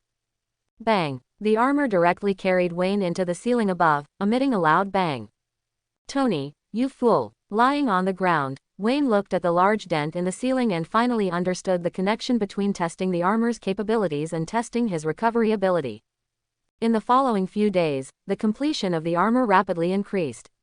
If Tony had conducted the armor experiments himself, the progress might have been a bit slower, as experiments are inherently dangerous and require sacrificing some efficiency to ensure personal safety. However, since using Wayne to experiment with the armor, Tony boldly embraced the spirit of a scientist who dares to think and act. No matter how strange or unusual a function was, if he thought of it, he would add it to the armor, since Wayne couldn't die anyway. So, if Tony was the one who witnessed the armor's completion, then Wayne was the one who personally experienced its completion. It was the 10th day of Wayne being an experiment. Seeing that it was 7 o'clock in the evening, Wayne consciously walked down to the laboratory. As soon as he got downstairs, he indeed saw Tony tinkering with his armor. "Tony, help me transform." Walking next to Tony, Wayne closed his eyes, stretched out his hands, and shouted. After these few days, Wayne had successfully accepted his identity as a test pilot. After waiting a few minutes, Wayne realized Tony wasn't coming over to help him put on the armor as usual. He opened his eyes and saw Tony already standing on a circular platform. Seeing Wayne finally awaken from his Chunabu state, Tony said to Wayne with some excitement, "It's finished. Your testing is over." As soon as his voice fell, the circular platform beneath Tony began to change, with parts extending from below and automatically covering Tony's body. "Hey, how can you abandon me after crossing the river?" Wayne looked enviously at Tony's automated machinery. He knew that when he wore the armor, because there was no reactor in his chest, a separate chest plate with a reactor had to be made to provide energy, and Tony had always put it on him rather roughly. Before long, Tony was clad in a cool suit of armor. Watching Tony, who was already in his armor and ready to depart, Wayne suddenly ran towards him and grabbed Tony's arm. "I'll fly first. I'm the hero. I've bled for this armor." Tony, who was just about to activate his thrusters, was caught off guard and stumbled when Wayne pulled him. "Let go. I'll fly first. Let go." The fatty, who was upstairs scrolling through various internal intelligence from the FBI and IA on his phone, heard the commotion downstairs and walked down curiously, saying to Tony's password, "Open the door." Watching the door slowly open, the fatty felt a bit smug, thinking no smart device could stop him. As he thought, he turned around and saw Wayne and Tony pulling at each other. "Hey, Steven, Wayne needs you." Tony's eyes lit up when he saw the fatty come downstairs, and he said to the fatty, "Steven." Before his voice even fell, there was a bang, and Tony, wearing his armor, had already flown out. At this moment, Wayne, who had reacted, lunged forward and grabbed Tony's foot before Tony could fly away. Then Wayne was carried away by Tony as he flew off. The dark sky was silent. Suddenly, a bright light rapidly ascended from the ground, streaking across the sky like a meteor, breaking the original tranquility. "Oh, that's so cool." This bright light was Tony, and Wayne, who was hanging onto his thigh like a monkey. Wayne was pulling on the armor's thigh with one hand, clumsily dodging the flames from the thrusters, all while shouting excitedly as he watched the scenery on the ground rapidly fly by. As if he felt it was boring to enjoy himself alone, Wayne reached out and knocked on the chest of the armor, saying discontentedly, "Hey, Tony, why aren't you talking? This is really too cool. Aren't you afraid of falling to your death?" Although the voice coming from inside the armor was mechanically processed, the speaker's helplessness could still be heard. "Don't worry, Tony, I've jumped out of planes before. This is way more exciting than a plane. It's just that the fire is making me a little hot." Wayne grabbed the armor's arm with his other hand, then used both hands to pull himself up, flipping onto the armor's waist. "I'm steady. Speed up, Tony, go." Wayne, riding on the armor, held onto the armor's shoulders with both hands, adopting the posture of riding a motorcycle. "That kid," Tony muttered silently in his heart. If it weren't inconvenient right now, Tony really wanted to beat him up on the spot. Grumbling aside, Tony still sped up the flight. Humans have an innate yearning for flight, and since he had finally achieved this goal, Tony was ready to fully enjoy the thrill of flying. Tony, who was flying enthusiastically, suddenly noticed that Wayne on his back had quieted down. He turned his head in surprise and saw Wayne leaning sideways, picking up the cell phone Tony had given him, giving a thumbs up to Tony, who had turned around, and clicking the shutter. "Wayne, you scoundrel, delete that photo immediately." The anger that had barely subsided was successfully ignited by Wayne once again. It wasn't that Tony refused to take a selfie with Wayne, but he couldn't accept this posture. Given Wayne's personality, Tony could already imagine that Wayne would upload the photo online, perhaps even naming it, First Threesome Flight. Then, the next day, all the major newspaper editions would be filled with photos of himself being ridden by Wayne. What would follow would be ambiguous glances from certain people. Tony couldn't help but shiver at the thought. "Hey, this is a moment worth remembering, Tony. I'm going to put it on my Fabe homepage as a souvenir." Wayne casually pressed save, saying contentedly. Looking at Wayne, who was about to pick up his phone to take more pictures, Tony immediately changed direction. "Jarvis, full speed ahead, fly up." The sudden change in direction caught Wayne off guard. Hurriedly putting away his phone, Wayne could only maintain his balance by tightly gripping the armor's shoulders with both hands. "What are you doing, Tony? I can't take pictures anymore." "That's exactly why." Tony, who was silently complaining again, ignored Wayne and continued to instruct Jarvis, "Keep ascending, test the armor's limits." "Tony, it's getting colder and colder. The external armor is freezing, sir."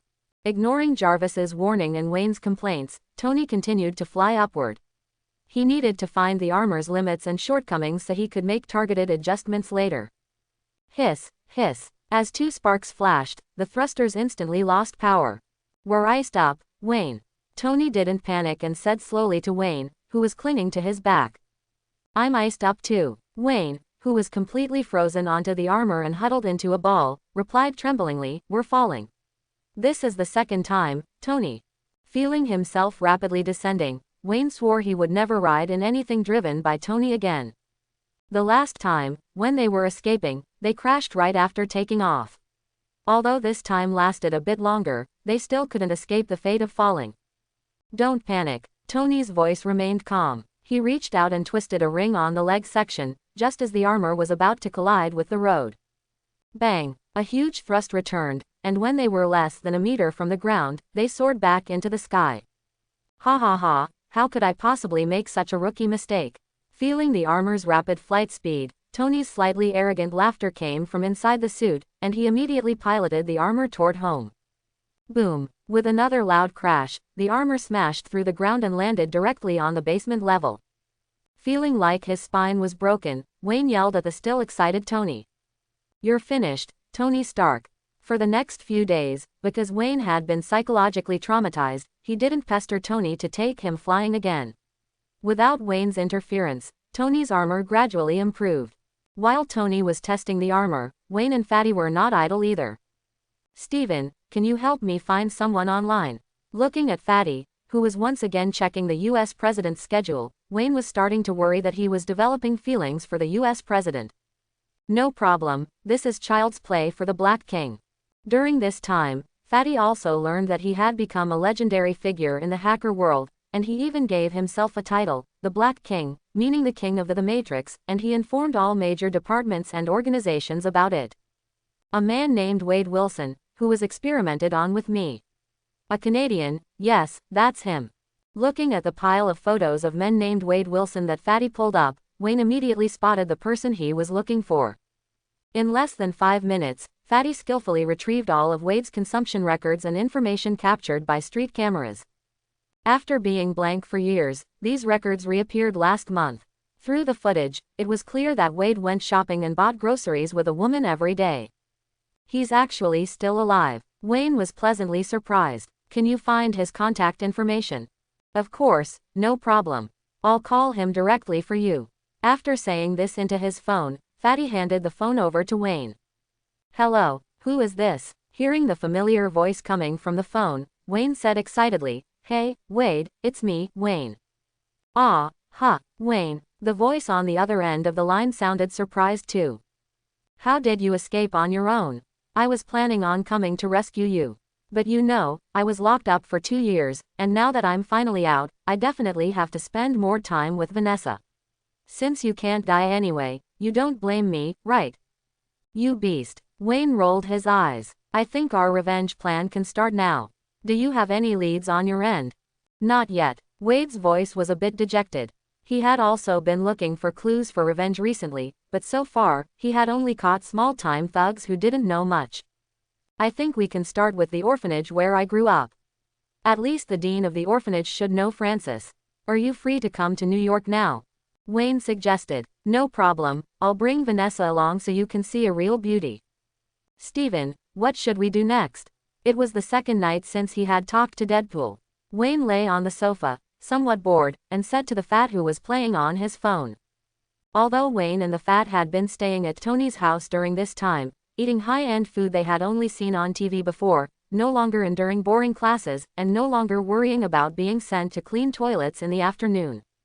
However, Wayne somewhat missed his self-reliant life at the orphanage. Orphans usually have stronger self-esteem than ordinary people, perhaps to conceal their inferiority, or perhaps to prove that they are no weaker than others. Although Tony didn't care about covering Wayne's future living expenses, it was merely a drop in the ocean for Tony, who had tens of billions in assets. Wayne preferred to earn the life he wanted through his own abilities, rather than following Tony like a parasite. What's more, he now possessed abilities that most people could only dream of. Be a hacker. The Fat didn't even lift his head. Be a hacker. You have no ambition. Actually, I've always wanted to form a team, like mercenaries, but not too many people, more like a special agent team. Wayne looked at the Fat with disdain. Ever since he knew he was a mutant, Wayne realized he had embarked on a completely different path. Previously, Wayne's dream was just to open a hot pot restaurant. Although he had also dreamed of becoming a billionaire, he knew that for an orphan, this dream was too distant. Opening a hot pot restaurant in New York was already quite remarkable. But after gaining his abilities, Wayne suddenly realized that he was no longer an ordinary orphan. His awakened abilities allowed him to easily do things ordinary people couldn't even imagine. So, Wayne's dream changed to becoming a billionaire, and by the way, opening a hot pot restaurant. Ever since he witnessed the considerable arsenal of mercenaries in the Middle East, Wayne developed a strong interest in this line of work. In his opinion, if even those low-tier mercenaries could earn so much money, then if he formed an elite team, with his intelligence, surpassing Tony wouldn't be impossible. Thinking of this, Wayne once again wanted to thank his superpower. Without it, he would only be one of the mediocre crowd. But now, he could strive for that charming money, no, for that youthful dream. Before, I hadn't figured out how the team could profit, but now your superpower has shown me our first direction for making money. The more excited Wayne got, the more he jumped off the sofa and snatched the phone from the Fat's hand. Without asking for the Fat's consent, Wayne, who had already forcibly considered him a team member, looked at the Fat and said seriously. What's the first direction? The Fat was a bit bewildered. Being hackers, stealing intelligence from major organizations and companies, selling information. Isn't that what agents do in movies? Wayne looked left and right, then whispered to the Fat. It was as if he was afraid Tony would find out about his top-secret idea and steal it to prevent Wayne's assets from surpassing his own. Didn't you just say being a hacker had no future? The Fat was even more bewildered. He clearly remembered the look of contempt on Wayne's face when he suggested being a hacker earlier. We are agents. Agents, do you understand? Although we do the same things, the prestige is different. Wayne patiently explained, wanting to ensure the first member of his organization understood his good intentions. For example, if Tony went to the street and forcibly kissed an old lady, that would be tabloid news, and all major entertainment weeklies would report it the next day. But if you went to the street and forcibly kissed an old lady, the next day you'd be looking at a jail sentence. Why would I go to the street and forcibly kiss an old lady? The Fat was a bit horrified. It's the same lumbar disc, why are you so prominent? Wayne was somewhat exasperated. He had finally come up with a suitable analogy, but the Fat's focus was on forcibly kissing an old lady. Hey, Steven, if you hadn't grown up with me, I wouldn't have invited you to join the team. Your IQ would lower our team's average level. Sighing, Wayne looked at the Fat with an expression that said, come thank me, I've opened a back door for you. Did you ask for my consent? The Fat's mouth twitched, and he continued to ask, who else is in our organization? Currently, it's just you and me. Wayne paused. After Wade arrives, I'll ask for his opinion. I hear he's a professional mercenary, which could save us a lot of detours. The Fat didn't answer. He felt like he had gotten on a pirate ship, with a dark future ahead and no light visible. Alright, Steven, let's practice. We'll start with the orphanage. We need to prepare for our actions tomorrow. Patting the dazed Fat, Wayne returned the phone to him. Okay, I'll hack into the orphanage's surveillance system. The Fat took the phone, feeling that what he was doing now was like the preparations agents make before going on a mission in movies, and he couldn't help but get a little excited. Wayne and the Fat were both very familiar with the layout of the orphanage's surveillance equipment. The orphanage didn't have many entertainment options, so the orphans could only pass their time with various boring activities. Wayne and the Fat once spent an entire day counting how many surveillance cameras the orphanage had. After checking 3 times, they found that the orphanage had a total of 47 cameras, 46 of which were inside the orphanage, and 1 was directly facing the orphanage's main gate. As the Fat silently muttered, all the orphanage's surveillance footage quickly appeared on the phone screen. Since the phone screen was too small, the Fat projected the phone's display onto the wall using a device. As it was late, the orphanage seemed somewhat quiet. Except for the dormitory building, which was brightly lit, the playground and corridors only had a few dim streetlights. Wayne, I think we made a mistake before. Why can I see 48 surveillance feeds here? Suddenly, the Fat patted Wayne, who was studying the infiltration route, and exclaimed in surprise. He then zoomed in on the 48th screen found on the phone and projected it onto the wall. The 48th surveillance feed seemed to be from inside a room. The room had no windows, only a crude iron bed and a somewhat broken wooden stool. And at this moment, a blood-soaked man was lying on this rusty iron bed. The man was lying on his side on the iron bed, his clothes torn and covered in bloodstains, his messy hair obscuring half of his face. This person looks familiar. He was probably just tortured. Wayne looked at the image before him and immediately thought of his own torture experience. That's a boss. A roar came from beside him. Wayne turned his head and saw the Fat, eyes red, gritting his teeth as he looked at the surveillance footage. The person who helped me escape, a boss, was wearing this exact outfit. The emotional Fat man gasped for breath. He still remembered the scene. At the time, he didn't know Wayne's specific situation and was very surprised by Abbas's sudden visit and help. Now, after understanding the full situation, the Fat man realized that Wayne had already escaped from the organization at that time. The organization, in order to recapture Wayne, would definitely have controlled the Fat man beforehand.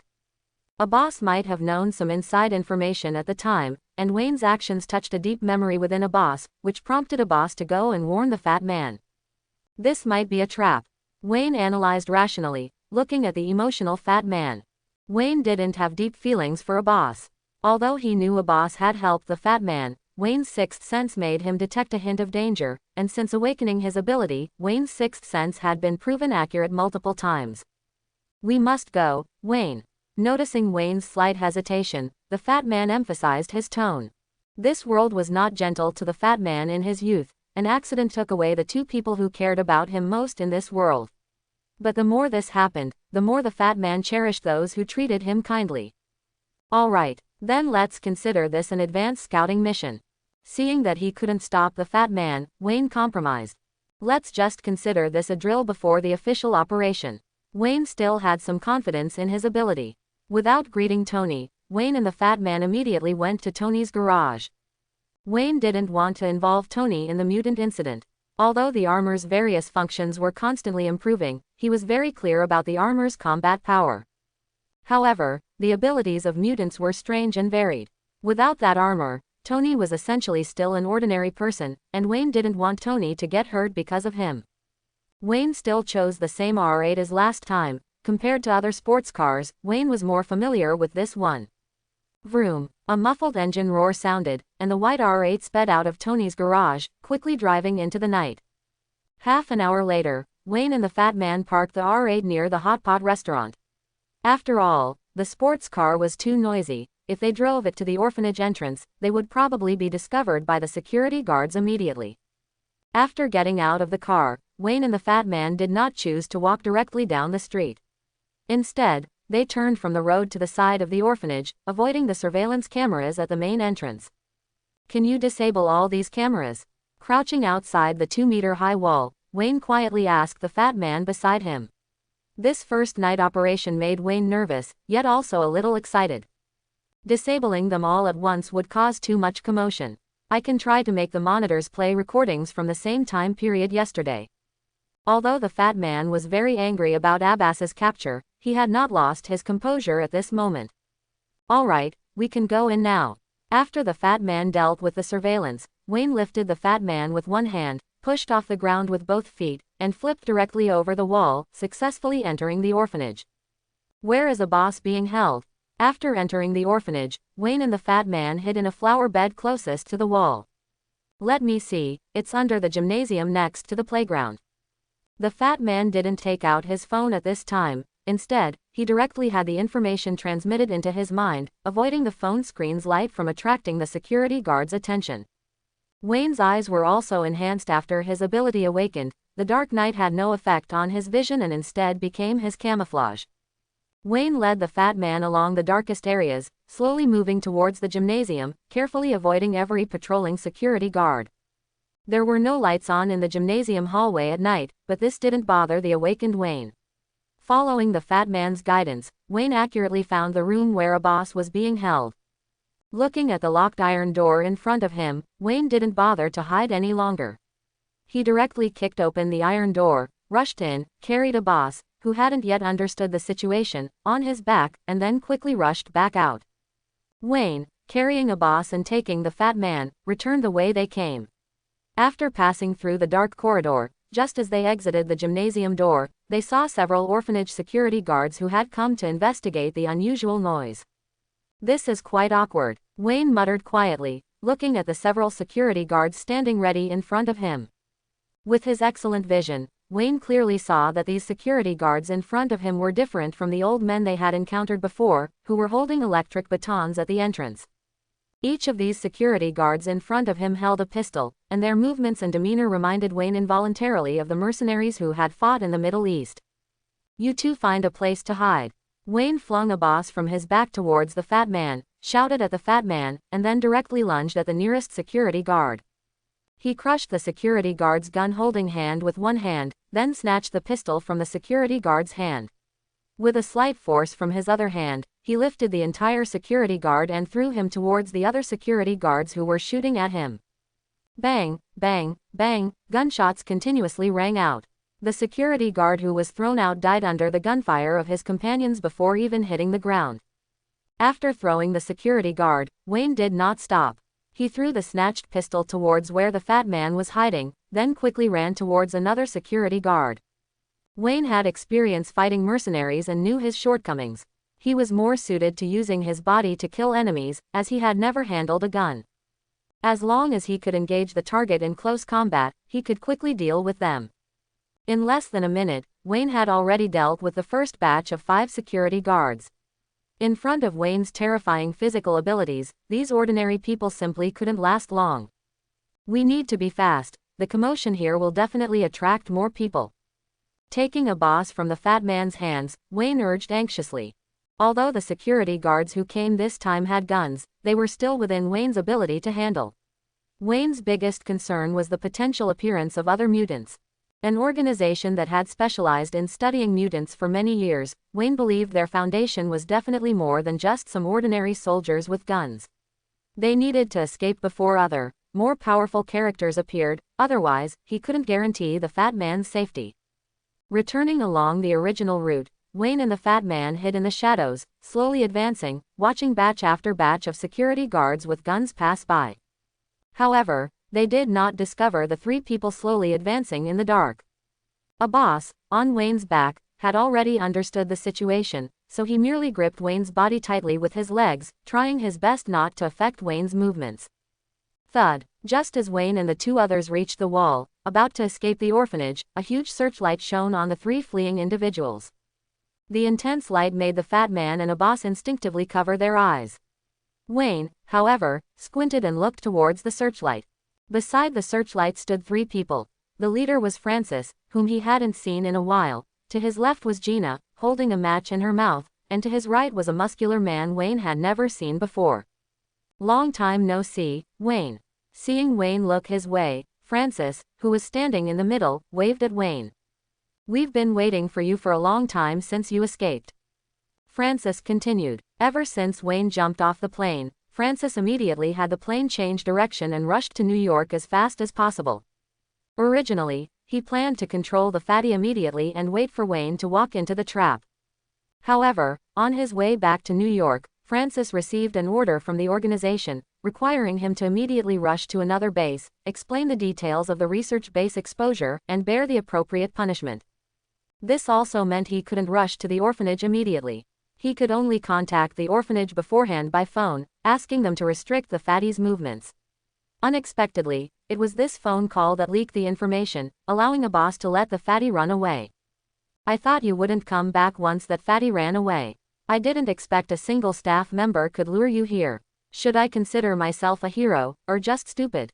Seeing that Wayne ignored him, Frances continued speaking to himself. Although he didn't know what method Wayne used to disable all the surveillance cameras, preventing him from discovering Wayne's intrusion in time or preparing adequate defenses, luckily, they still discovered their traces before Wayne escaped. Looking at the three people who suddenly appeared, Wayne began to ponder ways to escape. Although he could take out a dozen ordinary soldiers barehanded, he wasn't confident in dealing with mutants, especially while bringing both the fatty and a boss. While Frances thought he had control of the situation and was talking confidently, Wayne suddenly spun around, grabbed the fatty and a boss, one in each hand, and forcefully threw them over the wall, shouting toward the fatty. You two go first, Steven. Do you know villains die because they talk too much, Frances? After speaking, Wayne did not climb over the wall but ran quickly in the opposite direction. He believed Frances's main target was still himself. After his body had been strengthened, even if he couldn't successfully escape, he could at least buy enough time for the fatty and the others to get away. Watching the fatty and a boss thrown over the wall, and Wayne running back toward the playground. As expected, Frances and the three others immediately began chasing in Wayne's direction without hesitation. The only person they ever cared about was Wayne. An ordinary orphan and a betraying employee were not worth their attention. Wayne continuously accelerated along the way. Having grown up in the orphanage, Wayne knew the routes inside perfectly, constantly weaving through various paths, and quickly left Frances and the three far behind. Unable to find Wayne's trace, Frances could only gather more soldiers to begin sealing off the entire orphanage. Frances had already dispatched enough personnel from the organization when he arrived to completely blockade the entire orphanage. Therefore, Frances was not worried. As long as Wayne was still hiding inside the orphanage, they would eventually find him. At this moment, Wayne quietly slipped into a classroom. Wayne, who had been running around the orphanage earlier, also noticed the significantly increased number of soldiers. If he tried to run out, he would surely be discovered, so for now, he could only hide in the teaching building. Suddenly, Wayne stopped halfway through his walk, slowly slowed his breathing, and hid himself in a dark corner. Relying on his exceptional hearing, Wayne had already heard a squad of soldiers entering the teaching building. After the soldiers entered the teaching building, they began searching floor by floor. One soldier was assigned to search the second floor of the teaching building. As an excellent retired soldier, he had executed many missions, and searching for potential hidden enemies in the dark was not new to him.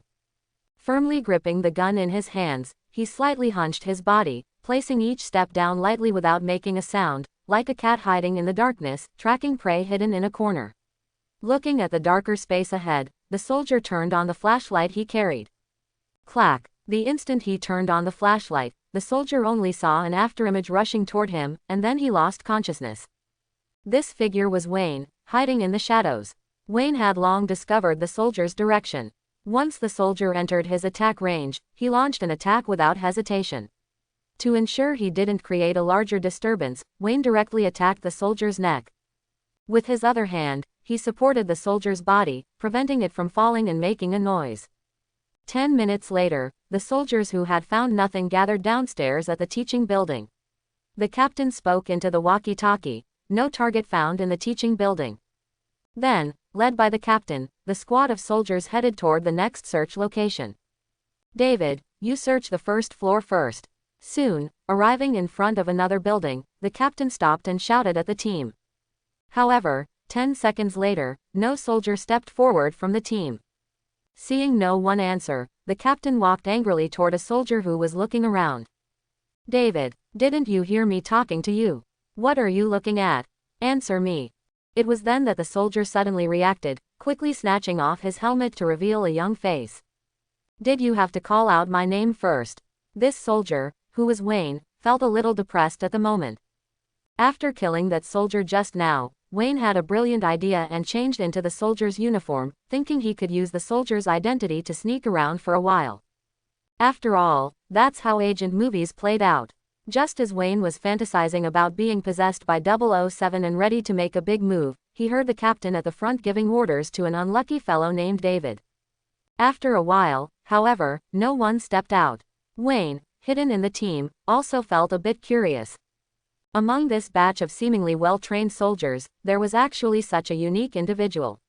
He couldn't help but glance left and right, and then Wayne realized the captain was walking right toward him.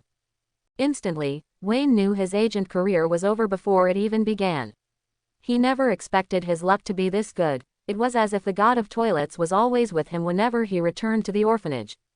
After finally getting to play dress-up once, he was the very first one called out. Since he had already been discovered, Wayne simply took off the helmet. While the captain was still stunned, Wayne struck first, grabbing the captain and using him as a human weapon, swinging him toward the surrounding soldiers. After knocking down the two soldiers on the left, the remaining soldiers finally reacted and all raised their guns. Bang, bang, bang. A burst of intense gunfire once again echoed through the orphanage, which had been quiet for a while. Not daring to tangle with the soldiers any longer, Wayne knocked down several soldiers, glanced around to confirm his position, and then ran toward the direction closest to the wall to escape. Having stalled for this long, he believed the fatty had already escaped danger. Since he had been discovered anyway, he could only break through as quickly as possible. I hope everyone will support it and subscribe for more videos.